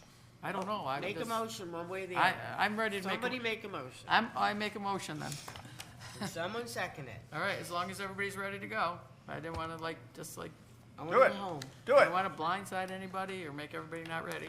I make a motion that the Board of Selectmen send a total budget expenditure of $39,574,308 to be considered at town meeting on May 8th, I'll second. 2023. Discussion? I made that motion correctly, right? Yeah. I did. Yes, you did. I remember one year we forgot. No further discussion? All in favor? Opposed? Steve, you were in favor, right? Yes, I was just looking at numbers, yes. And just one thing that I think everybody that may be looking at this or watching this and the struggles that we went through with this, if the budget were to fail at referendum, if for some reason at town meeting, people can also reduce items as we go to town meeting, so people can do that by vote at a town meeting. But if it went forward and it were to fail, those things that did not get cut tonight may be cut in the future. Because failed referendums don't mean add money to it, usually, so. And do we need to just tell people things that we did not cut tonight? We did No, not? I think we're fine. They can look at the budget and see what the line is. I think they know. I think they know. I think they know. I think they're fine. All right. Moving on to new business, item B, discussion of the ordinances related to feral cats. There was a request at the last meeting from a member of the public that we look into ordinances related to feral cats. I just want to make sure that it's not lost on anybody, nor myself, that I have inquired further with the state. I've inquired further with, really with an internet search to try and figure out what laws are already in place related to feral animals, and I will come back to the Board of Selectmen if at some point I have a recommendation to be made regarding a further ordinance. Thank you for that. I asked for that last time to just make sure we follow through with that. Well, while we're on ordinances, you want me to tell general code, or you want to tell them tomorrow where to go? You can have the honor. Well, I'll just call them, just Okay. because you're busy, I can. Yeah, no, that would be great, actually, if you would call them. The thing that I know they're going to bring up, they want to make it all go live at once, and the zoning commission, and, not ready yet. yeah, it's not ready yet on their end, but it's all in process, so that's the good news. I'll let them know. Thank you. Item C, 23-19, proposed line item transfers.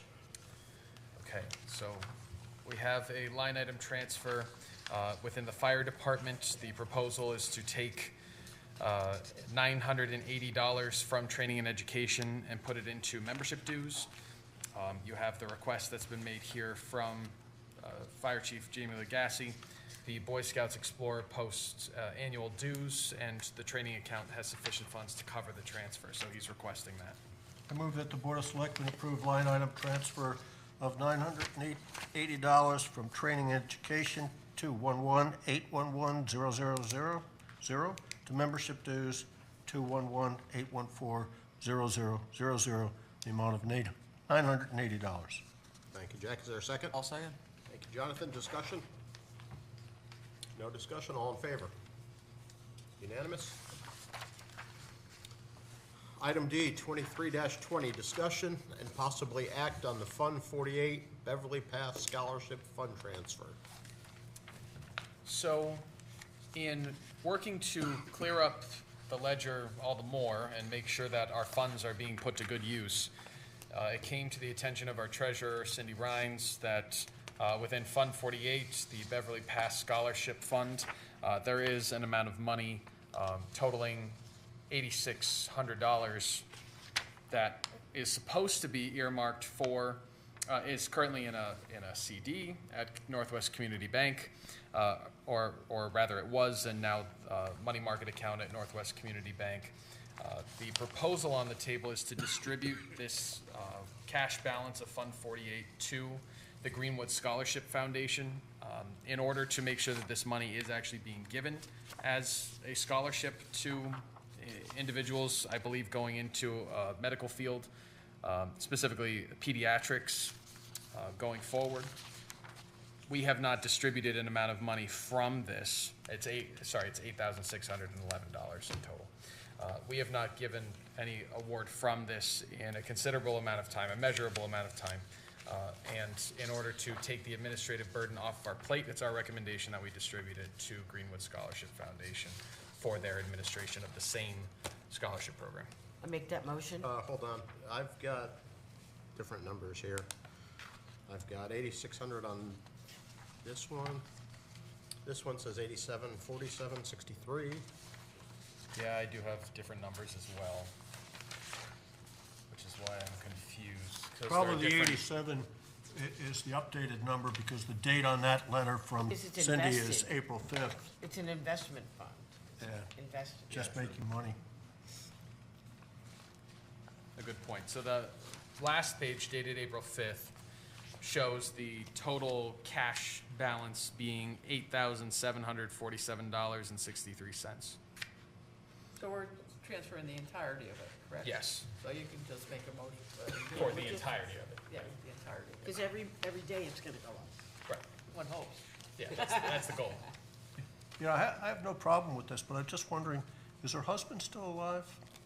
No, actually, I did a little research. He died in 2021. Oh, he did die? Yeah. Okay. Yeah.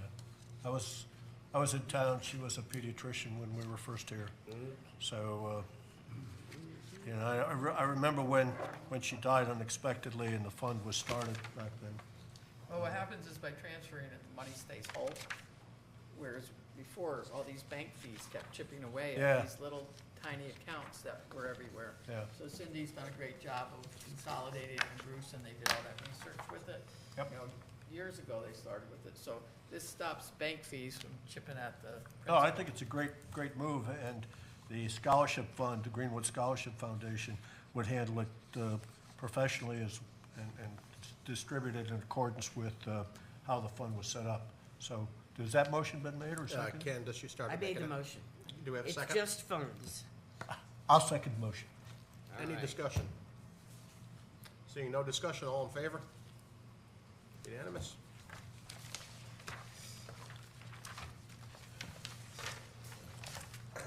Item 12, citizens' comments. The Board of Selectmen welcomes public comments. Anyone wish to speak? Attorney Pryor. You guys have been here long enough. I feel like I'm on a TV show, who can outlast the longest here. I think it's going to be my friend back there. A couple things, there are a lot of items that happened tonight. I agree with the mayor that the employees are underfunded, no matter how you slice it. Over the past several years, we've been losing 8% due to the cost of the dollar, value of the dollar going down. So even if you get 0.25%, you've actually lost your purchasing power. That's happening to everybody. Unless you're on Social Security. Even then, you're just breaking even. You're not even. We're at 8.7. Okay, so you got 0.7. So that's good. So it's sad that we can't, as a town, because we're always running as a deficit based on the amount of grants that we need just to survive in this town operationally. Hope we can do better than that in the future. With regards to this budget, I'd be more than happy to support this budget. But my concern is I don't know what's going to happen or how we're going to mitigate the $11 million shortfall from the botched revaluation. And I didn't hear any mention about that tonight. As far as the dance hall option, I feel like I was watching a unicorn pooping jelly beans here. One of the things that came to mind was that the person who's interested in this property hasn't even gone before planning and zoning to find out exactly what they can do. The use has changed, which means the taxing has a potential of changing as well because of going from a church to a different entity. But still, in the end, no matter what happens with whatever amount of abatement, whether it's 100% abatement or some percentage of that or some schedule, that the owner of the property will end up with the town of Winchester handling all of his and financing all of his improvements. He's doing it right now with his bed and breakfast, with the grant that you gave, and he wasn't even grateful for that amount that he got. He wanted more. And so I think that demonstrates to me that we're getting into a partnership with a person that's going to continue making demands, not only upon the Board of Selectmen, but also the taxpayers in town. So I have great concerns about that. And if you were to give him his 100% abatement for 5 years, he could turn around and sell that property in 5 years, one day, and get whatever the current market value, and because the taxpayers have helped do his home improvements for those 5 years, he stands to make quite a bit of money.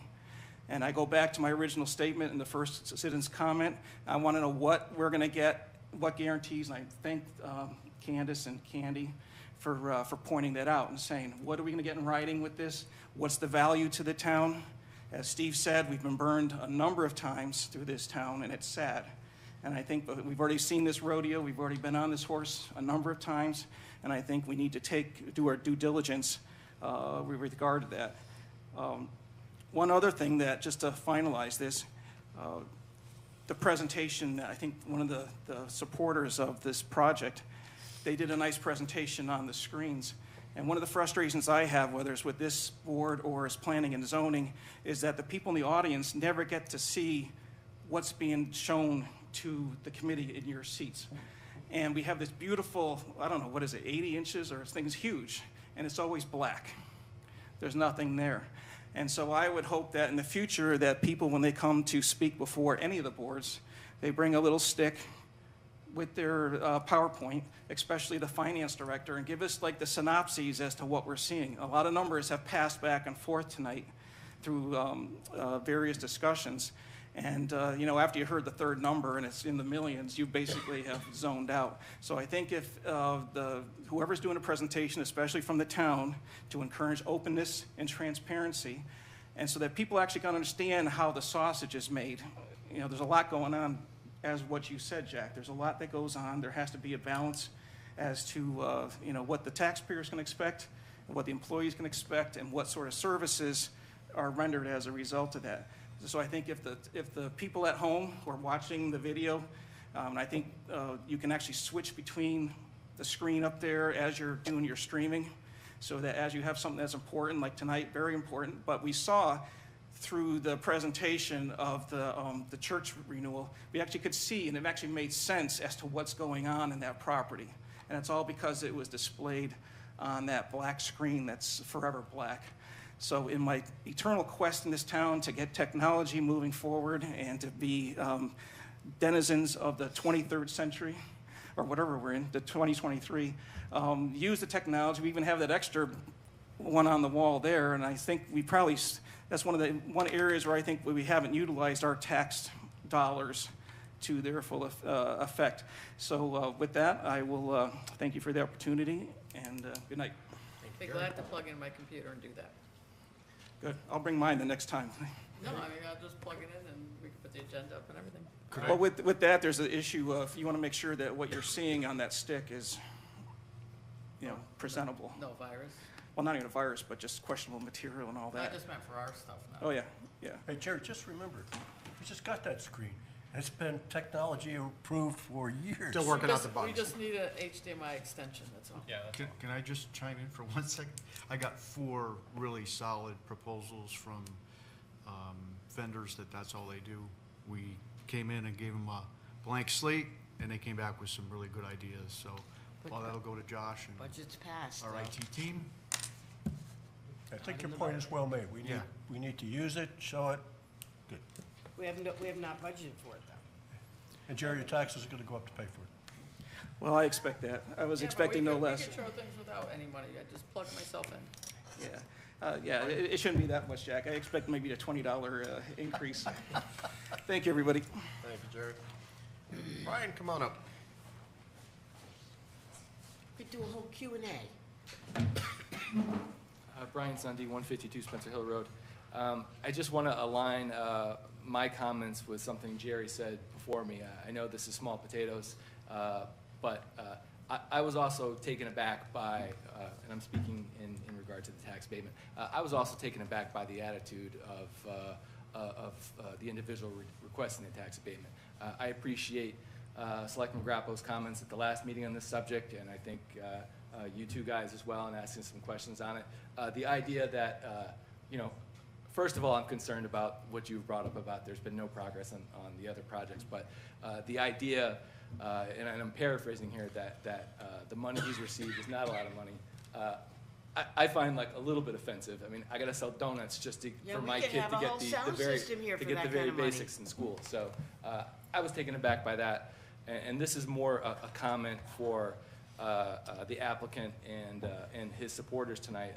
I hope if they had stayed, or if they had paid attention previously, maybe they have, maybe they haven't, but hopefully they have kept an eye on and will keep an eye on the hard work you guys have done to grapple with these various budget challenges. But again, I just wanted to put on the record that I was taken aback by his attitude in terms of this concept that it's not a lot of money. And my general opinion is very often folks who have these ideas, these passion projects or business ideas, they approach the town, the state, wherever, and they get them to buy in, and oftentimes there's a little bit of buy-in to help them get moving, and then when things aren't progressing as they are, they want more money, and they often take this attitude like I saw displayed tonight, you're not doing enough, not good enough for me, and again, I was just taken aback by it, and that's it, so I'm taking your time. Thank you, Brian. Appreciate it. Item 13, executive session. You want to do selectors' comments before? No. We'll do those. Sure, we can do selectmen's comments and reports. Earth Day, Saturday. Earth Day. The 23rd. We have 12 people coming from our ER at Hartford Healthcare, coming to, probably in black, coming to be a supporter, so look forward to anyone else volunteering. Are they doing the river cleanup this year too? No. No. Oh, there was just a river cleanup on the south side. Yeah, usually at Earth Day they do one. They did a pretty nice job on that. The YMCA has people signing up too. Is that part of your group for Earth Day? I saw a sign up down the YMCA. Well, board members from the No, YMCA. those, just users down there, no? Excellent, more people, more hands, pick everything up. I remember the first one. I was in the Naugatuck River in the south end of Torrington. We did get a call from someone who apparently maintains the pathway along the river on the other side. He wants a couple of rakes for free and a broom to continue his efforts. Unusual call. Any other comments? Just the last reminder, that to all Winchester juniors and seniors at the high school, that the 89th Laurel Festival is planned for June 2nd. The applications and information packets are available on the town website. Under government, boards and commissions, the Laurel Commission, the packets, our return date is April 28th, just a few weeks away. It's a fun activity, an opportunity to get some scholarship money. Please consider being a contestant. And the pet parade is a month away, May 20th. May 20th. Jonathan? April 22nd, quick report from the Tetros Subcommittee, Friend Group. The big cleanup is the 22nd, and after we do so, after the subcommittee does so, we intend to have the board possibly come visit and possibly prove to you that it might be a good investment for the town. It's already in the capital improvement budget, right? That's engineering work related to the dam. Oh, the dam, right. Anyone else? Seeing none, moving on to executive session. Item A, discussion on the possible sale of town-owned land and discussion on strategy and negotiations of contracts. I move we go into executive session with the town manager. Second? I'll second. Thank you, Linda. Discussion? Favor?